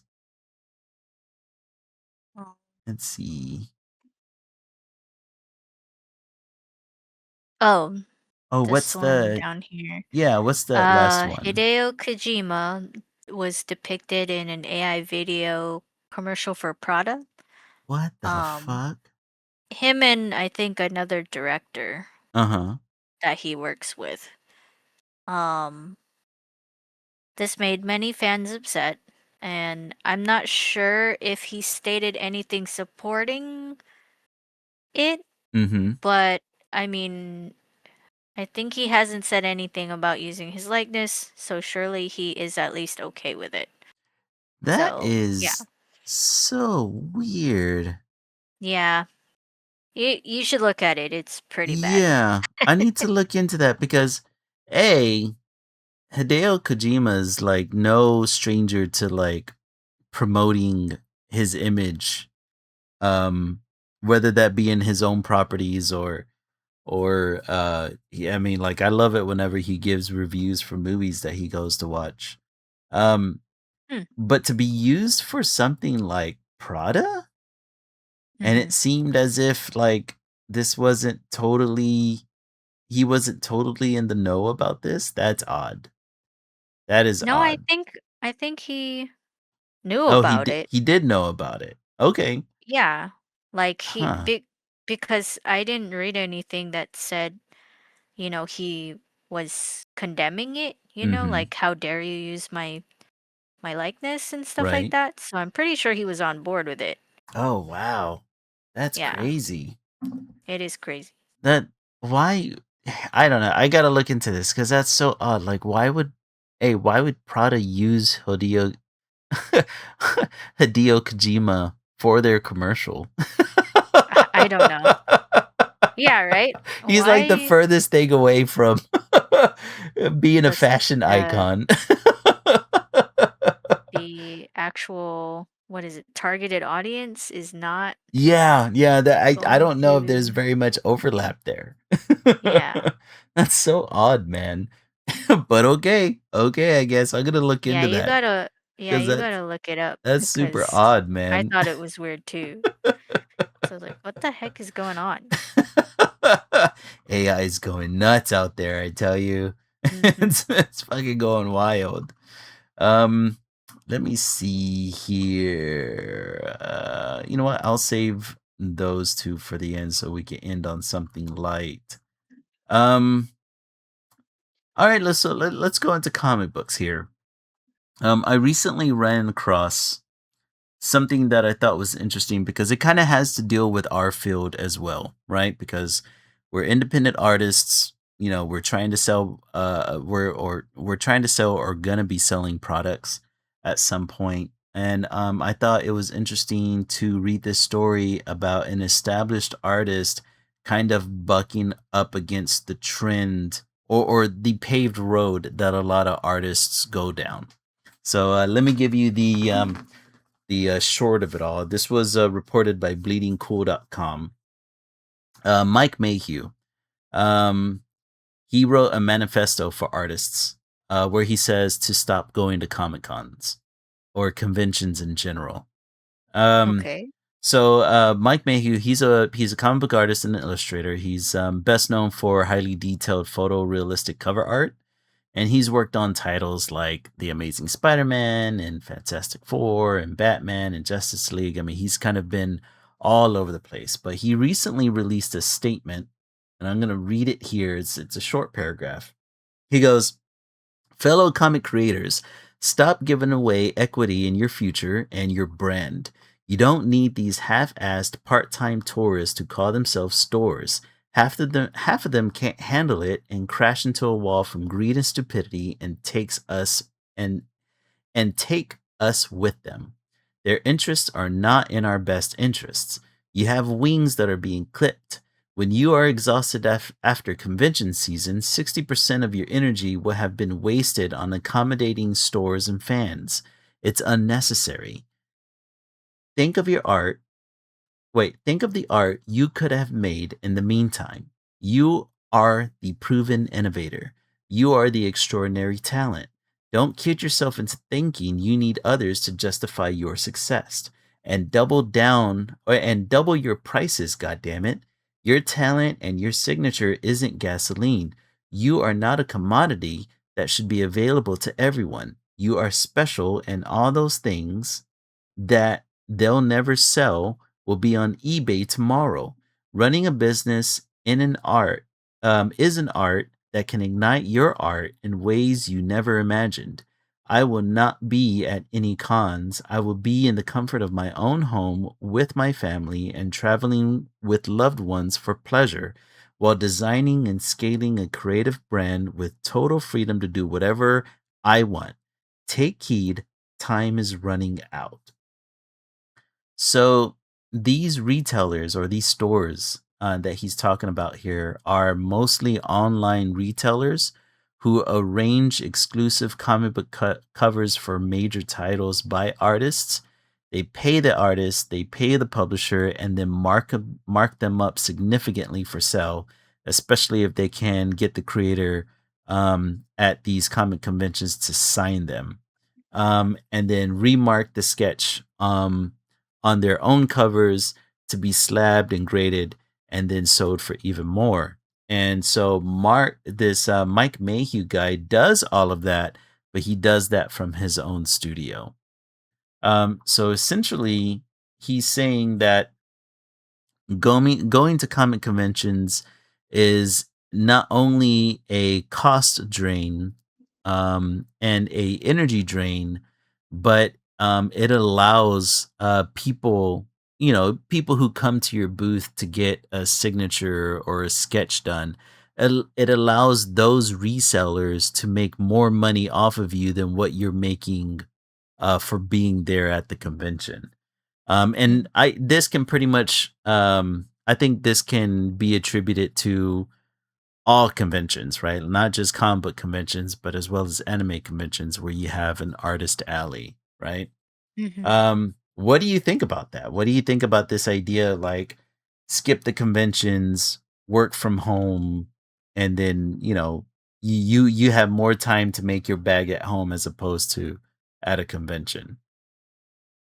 I think it's definitely up to the person.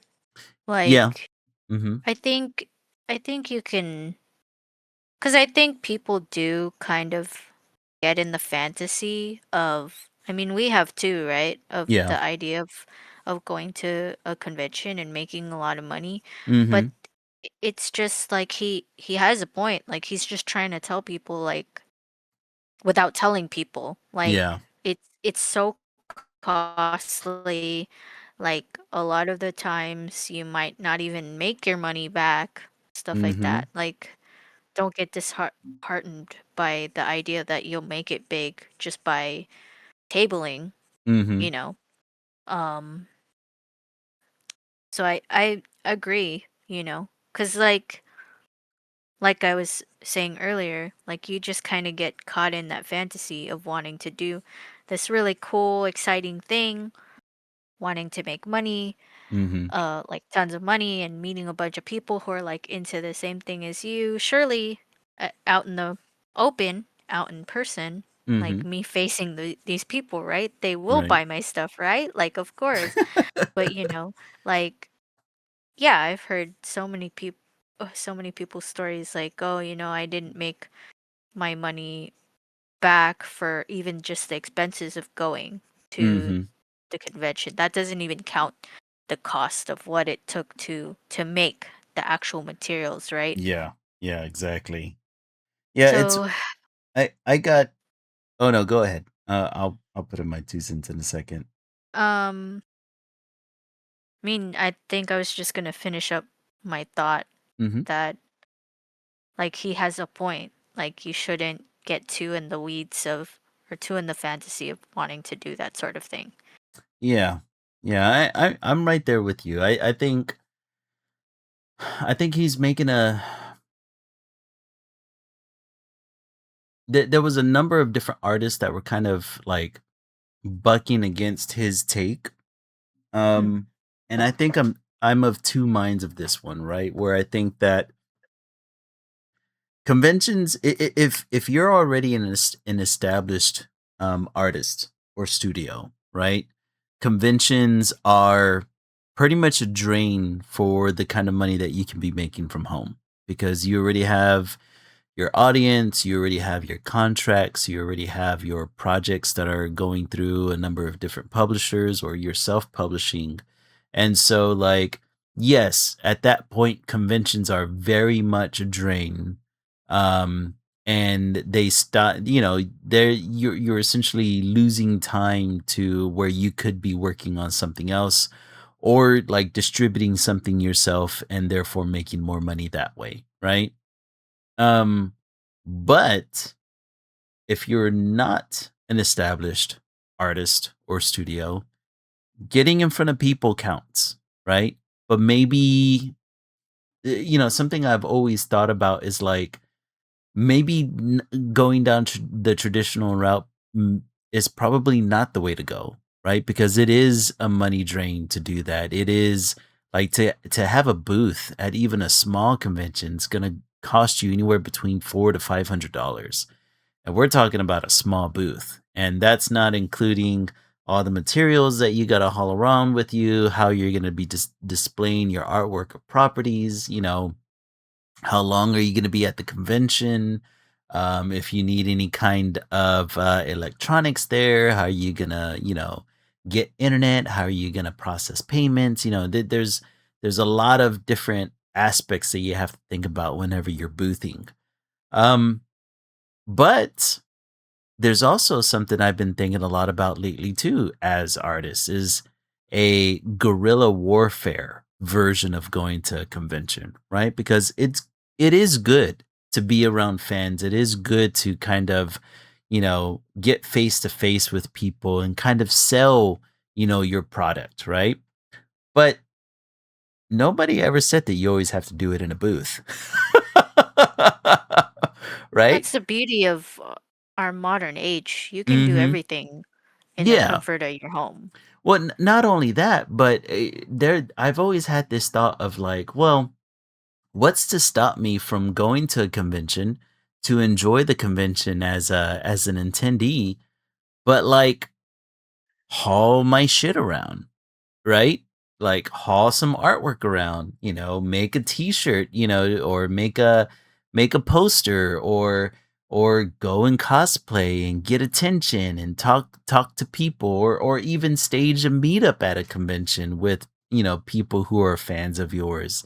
And and kind of like, sell your wares on the side while you're perusing through a convention. As far as I know, there's no rules against that. I don't think. You're Mm, essentially a traveling solicitor. yeah, isn't soliciting against I don't know. laws?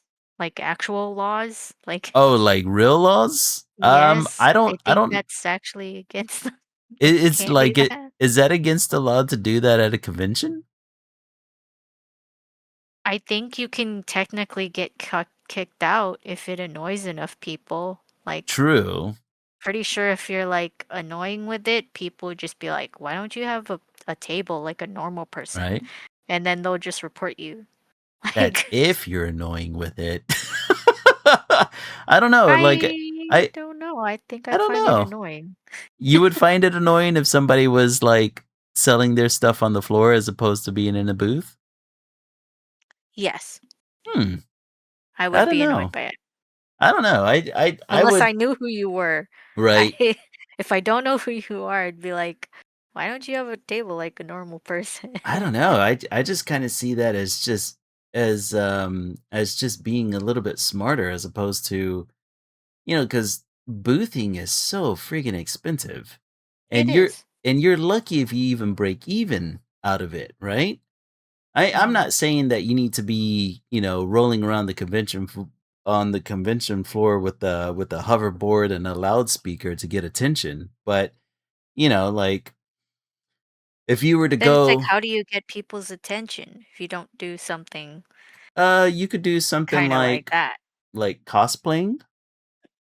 Yeah, Don't cosplayers walk the floor and give pictures and give out their cards? I've they seen do. cosplayers do that before. So why Yeah, can't an they do. artist? That's true. Like I I don't know. understand that, yeah, if you're gonna be annoying about it, right? Like you don't want to be in front of another artist booth selling your shit. But if you're walking around at on the floor looking at some of the attractions, if you're in cosplay and somebody wants to take a picture, be like, "Hey, thanks, man. Like, hey, by the way, check out what I'm doing. I'm cosplayed as this character." And then boom, right? Sales pitch. And you just keep doing that. Every time somebody stops you for a picture, you're not being super annoying. You're just taking a picture and you're like, oh, by the way, I'm an artist and this is my studio. And hey, take this card, right? You're not really there to sell much. What you're really there for is marketing, right? You're there to give out cards. You're there to rub elbows with, fans and friends. Um, I think that would be a much more productive time of going to a convention where you can still enjoy yourself, but at the same time, you know, have one-to-one interactions with potential fans, as opposed to boothing where you're just kind of, yeah, you're paying anywhere between upwards of $400 to be in a booth, and that I think the last time I checked, it was like, well, I was checking for Palooza, and that would have been a lot more expensive, I'm sure. Um, but yeah, I mean, you're boothing, and all you're given is a space and a table, right? Everything else, you're on the lam for, you know. Oh, see, Mark says that any kind of guerrilla marketing and other unauthorized advertising or branding are prohibited. Ah, damn it. Well, that Yeah. sucks. Hmm. Well, I guess you either pay a convention money or you don't get noticed at all. Yeah, I just think like, I think people who did do that sort of thing, Mhm. they're already an influencer, so they're Mhm. probably not gonna get in trouble for it because like, unless you're annoying, Yeah. and then people who, like, hand out their stuff, like Yeah. their business cards or whatever, they just kinda leave it on a table, and then they don't, like, draw attention to themselves, you know? Yeah. Like, um, that's how I've seen it done. Because, like, I well, I don't really ask people for their pictures at conventions, Mhm. um, unless the only time I'll take pictures of other cosplayers is when they're already posing, so I'll Yeah. just quickly snap a picture. Mhm. But yeah, I don't think I've ever had like a cosplayer like saw a cosplayer be like, "Oh, by the way, look at this thing," that sort of thing. Oh, Um you've never had a cosplayer like give you contact info? or give people like when I'm observing them. I've never Uh-huh. seen someone like do that. Oh. Huh. Mhm. Well, I guess I've taken pictures of some cosplayers at conventions, um, and they've given me their card before. Hmm. Um, I didn't see anything wrong with it because I was just like, yeah, man, like advertise yourself.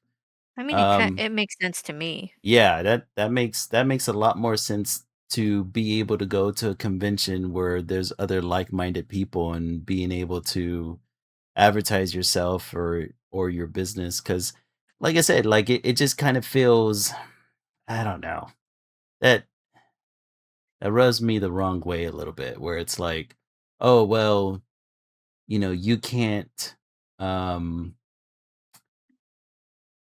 you can't market yourself, or you can't share what you do with other people who also like the things that you do unless you're paying us money to do it." I don't know, that sounds like bullshit to me. Well, they just wanna make money at the end of the day. Like, Yeah, I think the yeah. only way you'd get caught is someone like, you're being really loud about it, and Right, someone, right. who works there, Mhm. who has to stop you, stops you, right? Yeah, Or yeah. if you're doing it and then someone who happens to know the rules and feels like being a party pooper and Mhm. a tattletale decides to just tell on you, Yeah. like there's that sort of thing. Like I think a lot of people would just not really mind it all that much. I Yeah, think a I lot of don't think that people, it would be a huge issue for, like, the attendees. I think, yeah, obviously, I see it as being an issue for the organizers, because yeah, it could potentially take money away from them, whereas they would rather capitalize on you as opposed to allowing you to get your name out there, you know. of course. Yeah. Hmm. Um, Hmm. yeah. I'm just trying to think from a con goer, would they actually do it? And I think it's a mixed bag. You kind Yeah. of have to expect that some people would just be like, "Oh, cool, thanks," and then they take it and throw it away, or Hmm. they, or they're like, "Oh man, they were so nice. Of course, I'm gonna go check out their thing," or Yeah. that sort Yeah. of thing. So Yeah. it's That. definitely a mixed bag. Yeah. It's one of those things. Like, that's the way I always kind of imagined it, right? Where it's like, yeah, you're talking to people, you have everybody of common interest, and you're just like, hey, I'm doing this thing, and you just kind of, you know, give away a, like a little card. And obviously, with all kinds of marketing, you always run the risk of, yeah, they're just going to throw it away as soon as they walk away, or if they liked it enough, or if they, if you have artwork on the little card or brochure that you give over to them, or a QR code or something to that degree, that could interest them enough to where um they want to look further into what you're doing,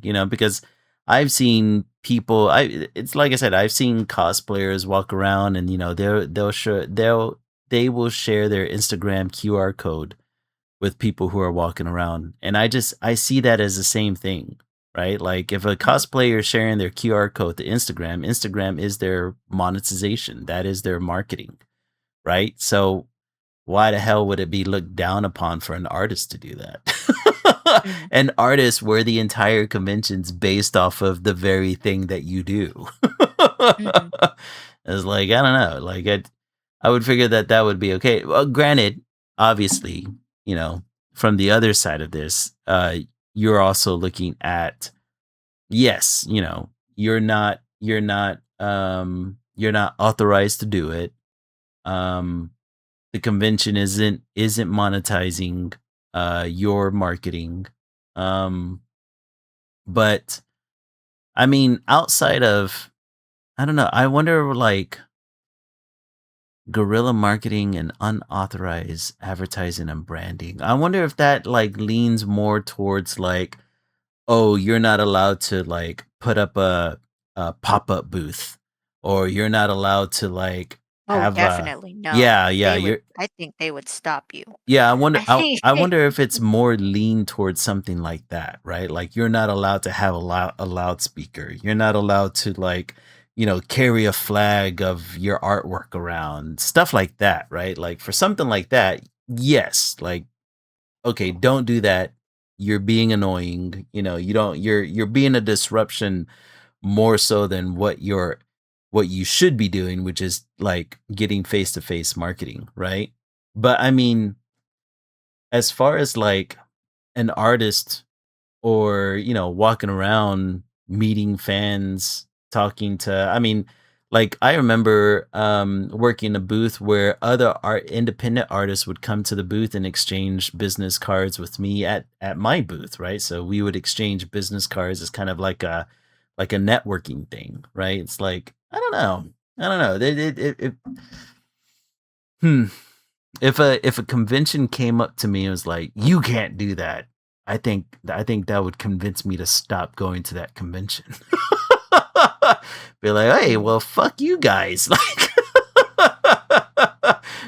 Like this is one of the few events where, like, every liked mind individual is here to have fun and kind of like experience something, and you're just gonna shit on it like this? Just because you're not making money? Like, hey, I already paid my money to get in here. Like, oh, fuck you. But what this artist kind of brings up is like, I don't know. Like, a lot of artists that kind of was arguing against him were saying that they like going to cons. They like getting face to face with fans. Um, but he was kind of pointing out that he gets the same interaction online. Do you think, which one do you think is more valuable, on the online interaction or getting face to face at cons? I mean, as someone who kind of just doesn't like talking to people, um, I think I like the The the online internet. interaction. Yeah, I like that Fair you enough. can. So, I mean, yeah, like I said earlier, it Mhm. definitely depends on the person. Um, and I don't think he was bashing people for going. Like, did, did he not say in his little monologue, like, Mhm. you guys are stupid? Like, he didn't call them stupid, right? Like, No, he, no, I don't think he called him stupid. I think what he's saying is that yeah, he feels as he's if just, people are, yeah. yeah, I think when I was listening to it, I think he's, like I was saying, like, kind of just don't fall into the fantasy of what convention going is. Mhm. Like, it's okay to try and get the same type of attention online. Like, Mhm. because you can definitely do that now. Um, and like I said, he didn't call anyone stupid for wanting to go to conventions. Oh, no, no, not at You all. know, I Yeah. think he's not calling specifically for people to. Well, I think he did, but like obviously from a standpoint that he's just kind of tired of having to do it. Mhm. Or feeling the need to, and that's what he's just trying to tell people. Like, don't feel the need to go to these conventions. They're really tiring. They cost way too much, Mhm. and sometimes you don't even make your money. So it's just Yeah. like Yeah. you can definitely get the same amount of attention you would by going to a convention by just doing it online from the comfort of your home or for the Mhm. comfort from anywhere or even at the comfort of a convention. You're you're not doing it at a table. You're Yeah. just attending the convention. Mhm. You just didn't happen to pay all that money, right? Right, right. To do the rest of this stuff at the convention. Um, yeah, there's value in both. Like you can definitely get, the value of meeting people in person, of getting to know people and getting your brand out there by talking to people in Mhm. person. Like I can definitely see that. But as someone who, doesn't really want to do that, Yeah. I find comfort that someone who's gone through that, you know, gone As through that saying, type like, of, yeah, yeah, gone through do that the type of online rat thing. race by saying Mhm. like you don't have to do this. Like you don't have to go to a convention. You can just do it online, save your Mhm. time, do it from the comfort of your home. Yeah. Yeah. Yeah. Yeah, I did like that aspect of it where he's saying, like, you know, you can that being the reach that you could have is just as available online. Um and I like that message because, I mean, that's essentially what we do right now. Um Mhm. I love going to conventions. I haven't been in a really long time, and I would really like to go again. But I don't know. I'm trying to think if I had very many whenever I wasn't boothing, if I had very many interactions with other attendees there. And hmm, I don't know. I don't think I had very many interactions with other people Mm. unless I was like out there initiating them, I guess. Like whenever you would go to these conventions and cosplay, I mean, I'm pretty sure you got stopped plenty of times, yeah? Asking for Yeah. pictures? Mhm. Hmm. Yeah, that I guess that's why I'm thinking like, yeah, if you go and cosplay or something to that degree, you are gonna get people that are gonna interact with you a lot more, as Oh, yeah, opposed of to if you course. were just walking the floor. Yeah, if you're just a regular looking person, Mhm. they're Yeah, not no gonna one's talk to you. really gonna interact with you as Remember the much. target demographic is people who are kinda like me, who just Mhm. kinda wanna, enjoy the property and, like, the nice comfiness of their bed and Mhm. don't wanna talk Mhm. to people. Right. Um, it's just nicer to talk to someone who is showing what property they're loving right now very Mhm. loudly, Yeah. because they're dressed like the character or something like that. Hmm. See, So now I'm yeah, you're gonna get thinking, a lot of attention if you yeah. dress up. Now I'm thinking like, yeah, you go dressed up, you get a lot more interactions, then you just network yourself. Yeah, I mean it's possible. Mhm. Of course, it's And no one should not a really like lose their mind if you're doing so, because you're just doing like any other cosplayer would be doing. Although yeah, of course. it's a lot harder for a male cosplayer for sure. I don't know, dude. Do you find that male cosplayers get as much attention? Not unless you look really ripped or good Yeah. or your personality is coming off as, that type Mm-hmm. of like golden retriever type of personality. Like you have to come up, well, people can come up to you first for photos, but then you have to be like, Really you get know, into it. get Yeah. into the energy. Yeah, Mm-hmm. like you can't be quiet. Yeah. The only reason you could be quiet is if your cosplay is like a armor and it's really good. Oh yeah. Yeah, that's true. Yep. That's like then you don't have to interact with very many people. I mean, if your goal is to interact with people, you have to, but Mm-hmm. you can be more quiet because you're naturally hidden. You're in a Yeah, it's suit of true. armor. So you Ah can just man. be if you're a shy personality, you can be like, Yeah. "Yeah, go check out my thing," but you're covered in a thing. So they're not going to think you're weird. They're Mm-hmm. just going to think, "Oh, he's in a giant suit and he's tired." So it's okay if he doesn't have a lot of energy. Yeah. That sort of thing. Huh. That's a pretty Yeah. I don't know. I don't know. The more and more I think about this guerrilla marketing, the, the more and I more I mean, you think that can it's a do good it way. if other Yeah. if other cosplayers do it already. I don't see why not. Yeah. And like I said, the only reason why you'd get in trouble is if you were a dick, Right. Right. you're Of garnering course. too much attention that way, Mm-hmm. or if someone who worked at the convention knows the rules and, it's like, Just well, I being have a to dick stop about you it. because you can't do that. Yeah. Yeah. Oh Which man. I'm pretty sure they won't because they're free volunteers anyway, but Yeah. you never know. Yeah. That's a good point. Huh. I don't know. That'd be a cool way to kind of like experience a convention. Like, cause I've never done cosplay myself, but I've always like toyed with the idea of doing it because Yeah. um well I really respect cosplay. I really like it as an art form. I was just never skilled enough to do cosplay. I guess. I mean that's a whole skill in itself. Unless you buy the cosplay, but Mhm, even still, I mean, holy crap.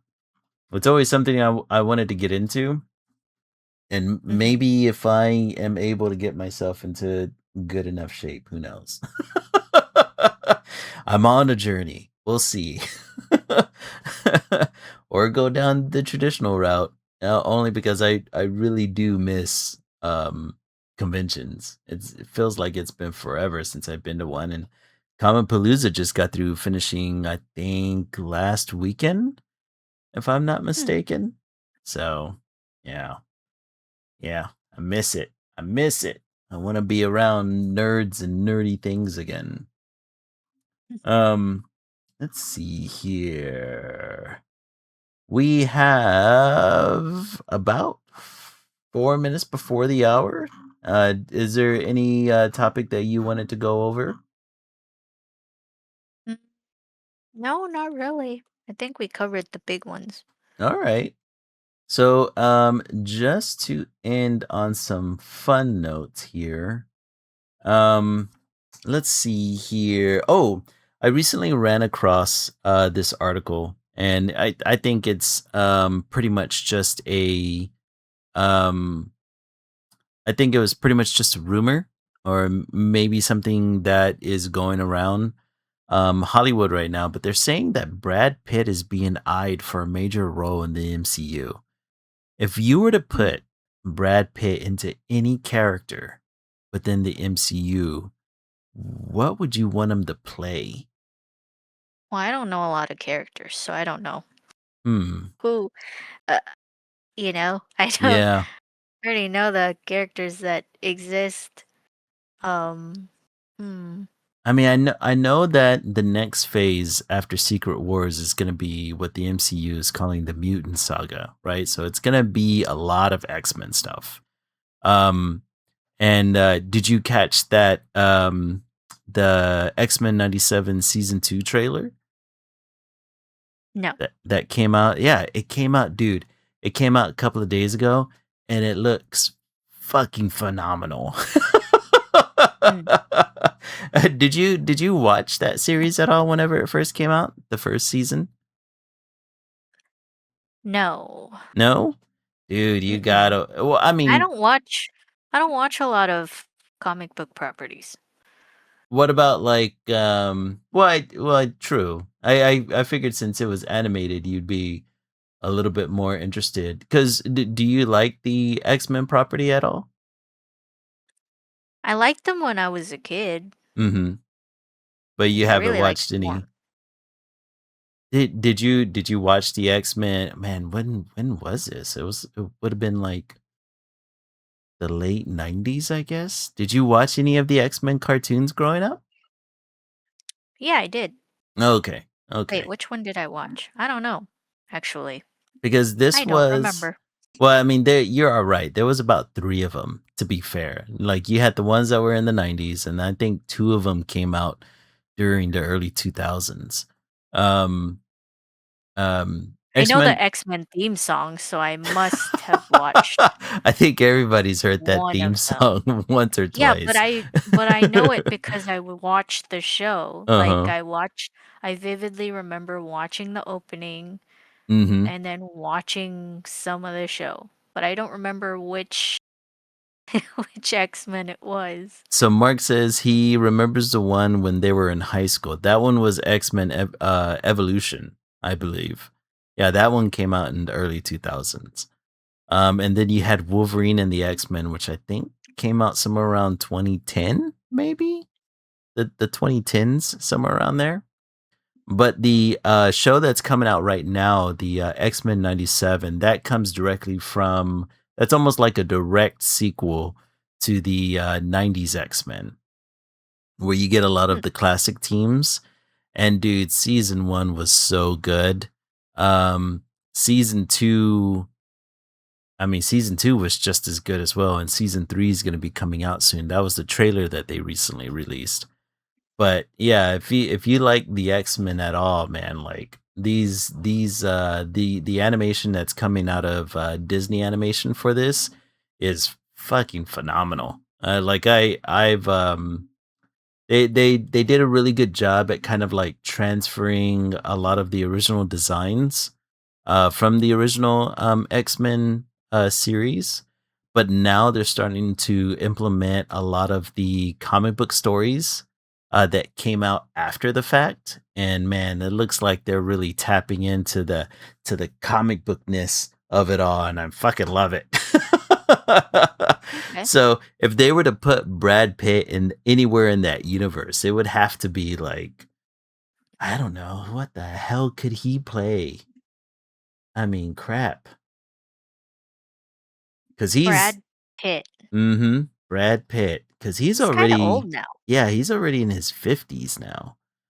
I wonder hmm, I wonder what they would, um He's the new Wolverine. They finally Damn it. retired. They They finally finally did it. retired Hugh Jackman. Well, how old is Hugh Jackman? Oh, shit, he's about the same age. Hugh Yeah, so Jackman's they gotta can't be somewhere retire in his Hugh 50s. Jackman. He's gonna do that until he's 90. That's what they said. That's what Deadpool said. Yeah, I wonder what they would get Brad Pitt for. Like maybe they're looking at him for Professor X. I don't know.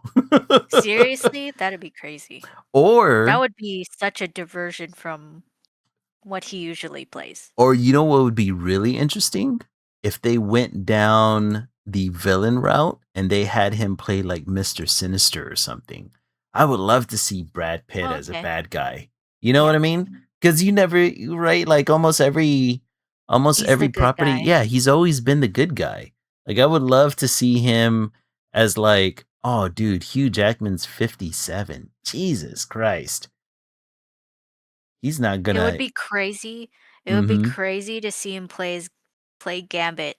Everyone would lose Oh, their mind dude, they would lose their mind out over because it's that. just like, "Are you serious? You got the perfect person to play Gambit, and then you go for Brad Pitt. Like, what the heck? Like, you did the test run, and you still picked the wrong person to play Right? Gambit." But yeah, I think it would be interesting if they found him a really good role. Like I would love to see him play a villain role. Like that would be really cool. Um Brad Pitt is 62? Jesus. He's older? Yes. That's crazy. That is nuts. That makes me feel old. Damn it. Why does that make you feel old? Well, because like I grew up essentially watching Brad Pitt since he was a baby, right? Like the first thing I ever saw Brad Pitt in was like what, Friends? Whenever he had a stint for a short time as one of the boyfriends. And then I remember like the first movie I ever saw Brad Pitt in was Interview with a Vampire. And that was like what, like the 90s? Somewhere Yeah, that around was probably my first time seeing Brad Pitt. yeah. Yeah, that was probably like the second time I had ever seen him. And then seeing that and like, as the years have gone on to now find out he's like 62. Jesus Christ.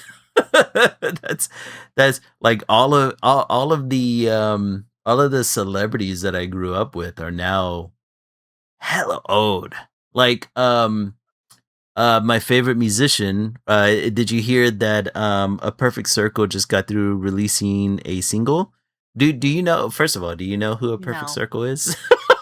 Yeah. I was about to Ah, say, come "Who on, you're the part of heck the is alt that?" scene and you don't know who A Perfect Circle is, bro?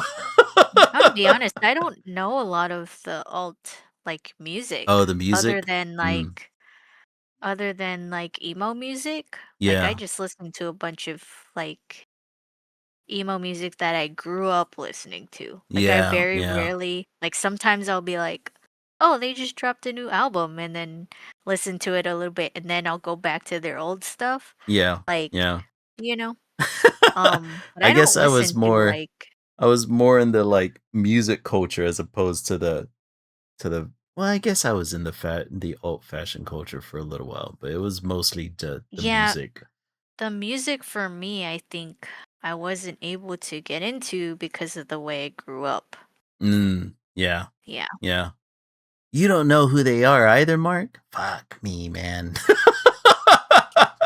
Well, Perfect What is it? Circle, Magic Circle? Oh, a Perfect a Circle. Perfect Circle. Yeah, they're a band that's fronted by Maynard James Keenan, who's also the frontman to Tool and Pussifer.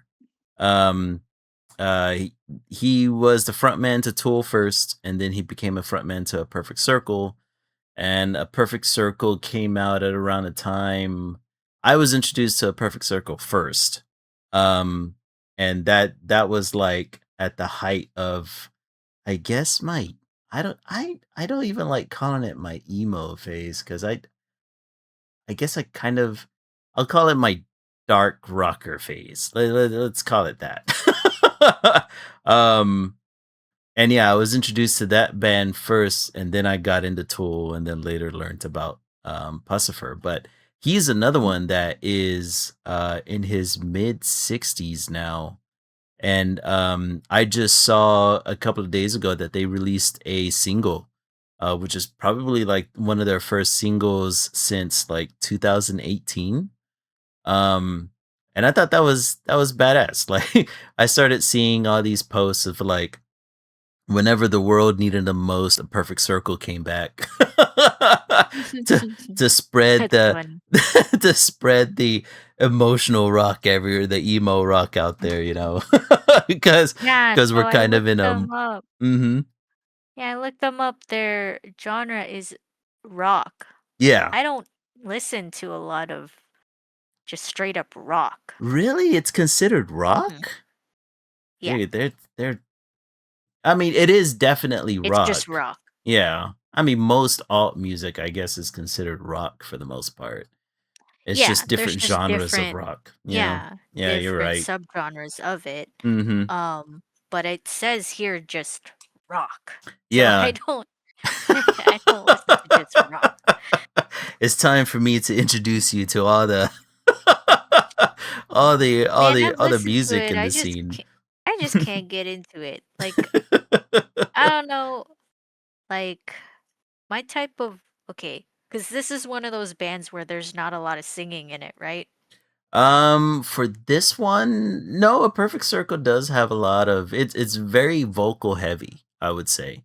Okay, what kind of vocals is that? Is it like A Perfect Circle, man, it grungy? no, I wouldn't call it grungy. Although the way he sings is it's very melodic. He Okay. does have a lot of emotional screams in some of the songs.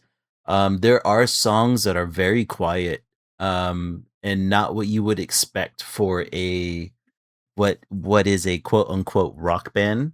I would say that a lot of their music is very um is very, man, I wish I had the musical vocabulary for this, but it's very, they kind of paint like a macabre landscape, is what I would, is, or sound, a macabre soundscape, right? Where it's like Mm, they explore emotions, they explore, you know, um um like there's a lot of songs I would describe as being kind of like a melancholy kind of feel to some of their songs and the things that they explore. Yeah, it's very, I but just to call them rock, to me is weird, because it's like, ah, no, dude, hmm, because they like, whenever you think rock, you think of things like Van Halen and Led Zeppelin and AC/DC and, all those kinds of bands, like, or you think of like Metallica, or you think of like your traditional rock, bands. But the Perfect Circle is way different, even though they do have aspects of rock, obviously, right? Like, this is very guitar heavy, very synth heavy, very vocal heavy in some songs, but definitely not, uh I wouldn't call it traditional rock. hmm, Yeah, yeah. Mark says that according to Wikipedia, they call them alt rock, rock, alternative metal. Yeah, I say that's a little bit closer. art rock is a good Yeah, way to explain. alternative metal sounds Mhm. like what you're trying to Yeah. describe. Yeah, for sure. For sure. There's a lot more melody. Um but yeah, yeah, it's they were at the they were a band that I was a fan of, man, at a very young age. And it's interesting. Like how I was talking about how like a lot of people are up there in age that I was huge fans of whenever I was younger, and that's definitely one of them. Like a lot of them are in their mid 60s now, man. It's brutal. The march of time is endless Mhm. and ever present. Oh man. But I guess we'll just leave it there on a high note. We are a couple of minutes past the hour. So if you want to close this out. Did you want to go over our artwork first? Oh shit, yeah, you're right. Sorry. Sorry. Sorry. I had a brain fart moment. Yes, yes, let's look at our artwork. um all right. So I got the anatomy down Mhm. for the character sheet, a turnaround of a pose, which turnarounds of poses are a lot harder than than I uh than I give them credit for. I mean, I don't see how the you know how I whenever we went out to the comic book store, I had bought that Marvel Rivals book, Mhm. and all the character sheets in it, man, they have all these turnarounds, and I thought they were super cool. And so now that I have the basic anatomy laid out in the pose, now I'm gonna start adding clothes. Hmm. You did it the hard way. Huh? You're doing it like that one person you showed me who does it from the veins or the skeletal What? structure. Remember they do the Yeah. drawing from the skeletal structure and then they do Yeah. the veins and the muscles and then they do the character? Yeah. Yeah, you're doing it hard mode. I So, I how you don't do a know how to. turnaround. So the Uh-huh. easiest way to do a turnaround is to Yeah. start off with the first picture you drew, which is the Yeah. front, right? Uh-huh. Then you duplicate the front, you flip it, and then you erase the front parts, and then you just draw the back parts over the Uh, over the drawing you just did. well, So I was I'll be watching you damned. do it and you were Uh-huh. doing it on two separate things, but yeah, Yeah. that's the easiest way to do a perfect turnaround is Well, to just how do you do the feet duplicate. then, since the feet are pointed in a different direction? Well, you have to, yeah, you have to redo that. Oh, okay. You have to redo some parts, but Gotcha, you're just, gotcha. doing a little shortcut. You I already don't know, drew the dude. first part. That's always kind of been my issue though, right? Like I always overthink a drawing. Like okay, so I always envy the people that are like, okay, I'm gonna come in, I'm gonna draw like this super simplistic figure, and now I'm gonna add clothes. And it's weird. Like maybe I don't know whether or not it's the neurodivergence of it all. I don't know, but every time I'm trying to do something like that, I'm just like, I've gotta draw all the anatomy. And I think that always fucks me over as far as time goes, Yeah, you you know? can't, yeah, you can't do that. Ah, damn it. You gotta simplify it for yourself. Yeah. But it's so fun drawing And anatomy though. It really it is. is fun. Uh, Yeah, it is fun. But you didn't even put clothes on that person. not That's just a yet. naked person. Because clothes Like are a shit ton you harder. literally you literally did every part of the muscle groups. Like that's crazy. I was actually looking at like a 3D model.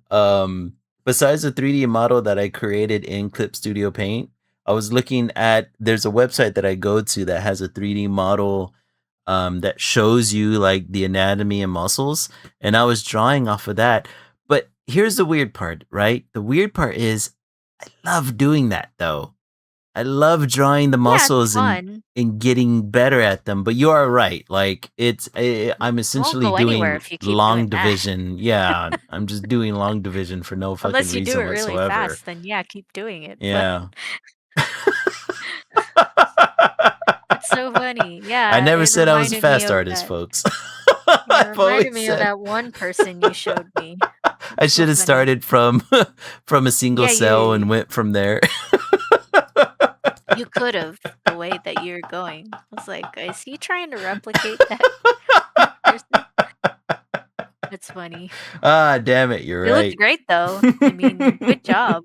I've never drawn, all the muscle groups of a human, like, twice Well, over. all I know is that once I start putting clothes on her, she's gonna look badass.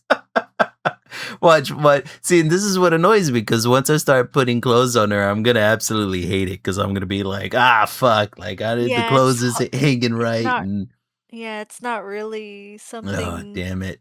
that you've gotten to practice with for some time, But but, I'm going to. hey, I'm you got going the to. structure down, I so got the structure. I got the naked gotta figure hang on down. something, so Exactly.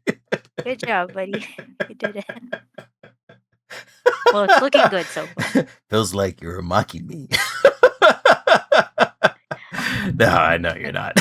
But still, yes, I'm doing a character sheet with extra steps, apparently. Good. As long as you're having fun, that's all that matters.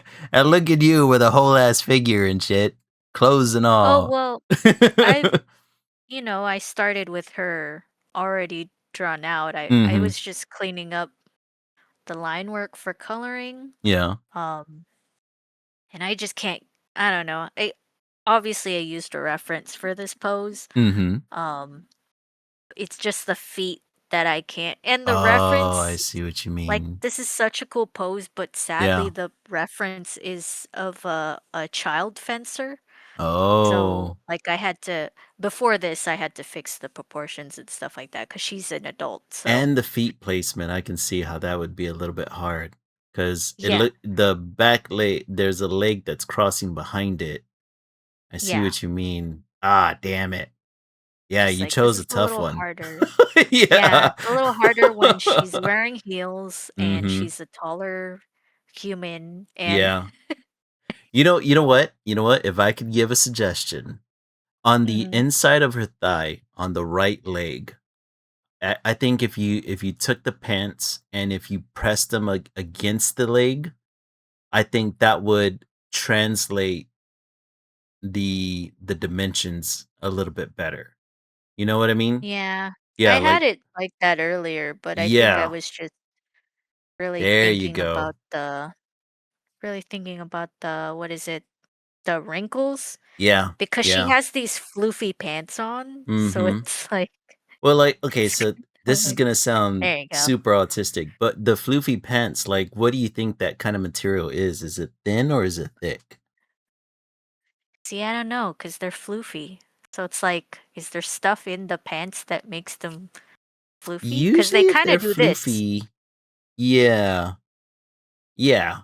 Usually, if they're and then their floofy legs like do that, this. it's usually a lighter material because lighter Yeah. materials, whenever you have a lot more at the bottom, it'll billow out, right? So maybe it's a situation of it's Oh, probably a lighter material, but also a little bit stiffer material, kind of like it could be heavier here to give it yeah. that look. But I think the way the legs are positioned, the material would still be pushed against the leg, and maybe the Oh, wrinkles yeah. wouldn't be as thick. Maybe the wrinkles would be maybe a little bit thinner, so you can give yourself some grace with the wrinkles on that right leg, and then make the left leg the real. Will you Actually, apply the wrinkles a think I little bit need to more to give it more yeah. dimension? You know what I Her mean? leg goes like this, Yeah, and then there it you goes like go. this. Mhm. So the crinkle will actually be here. Yeah. Yeah, there you go. Cool. See, this is what we artists have to take into consideration every time we're doing. Thanks, buddy. Like people always think that oh we just draw whatever looks cool. No, there's a goddamn science behind it sometimes. Yeah, obviously, kinda well, then her crotch kinda goes here, Yeah, but yeah. Then the something crotch would like that. kind of Yeah, you would have wrinkles that would kind of like on the I'm trying to think on the position on her right side, her facing right side.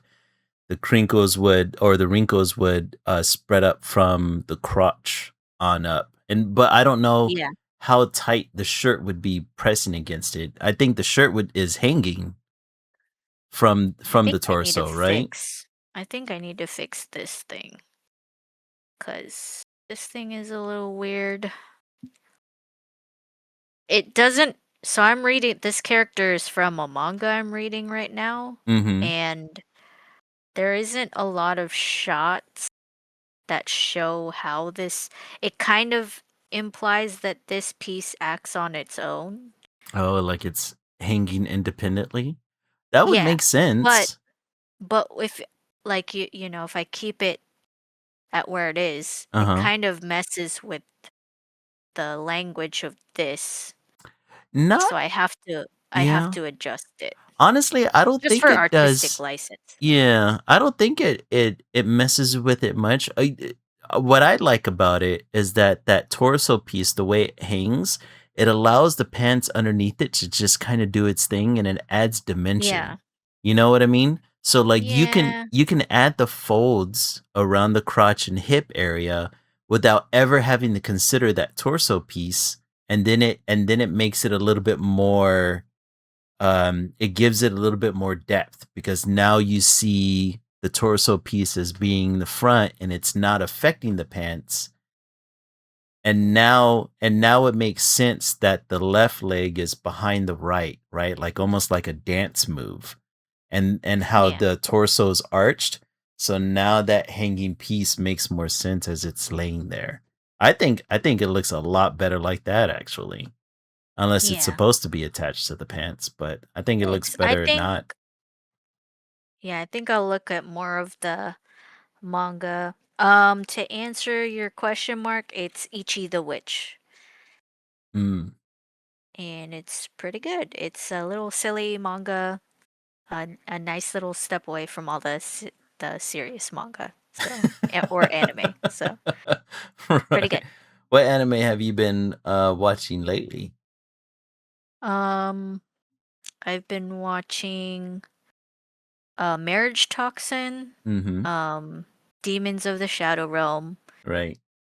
I think that's it. And maybe tonight I'll start watching the third part Oh, of yeah. Dr. Stone Doctor because you Stone. reminded me it existed. So Mhm.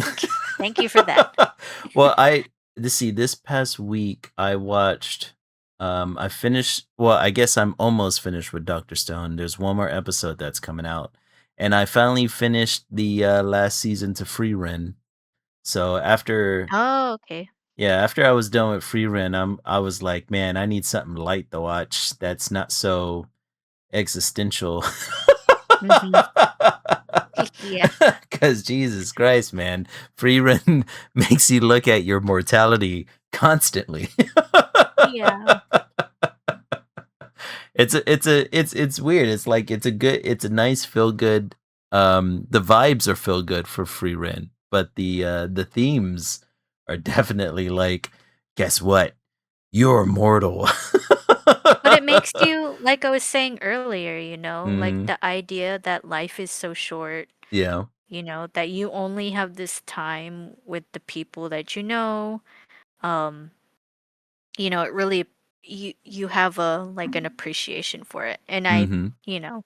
that's the fun of Frieren is that she lives that long. She finally is learning to appreciate her time with Himmel Yeah.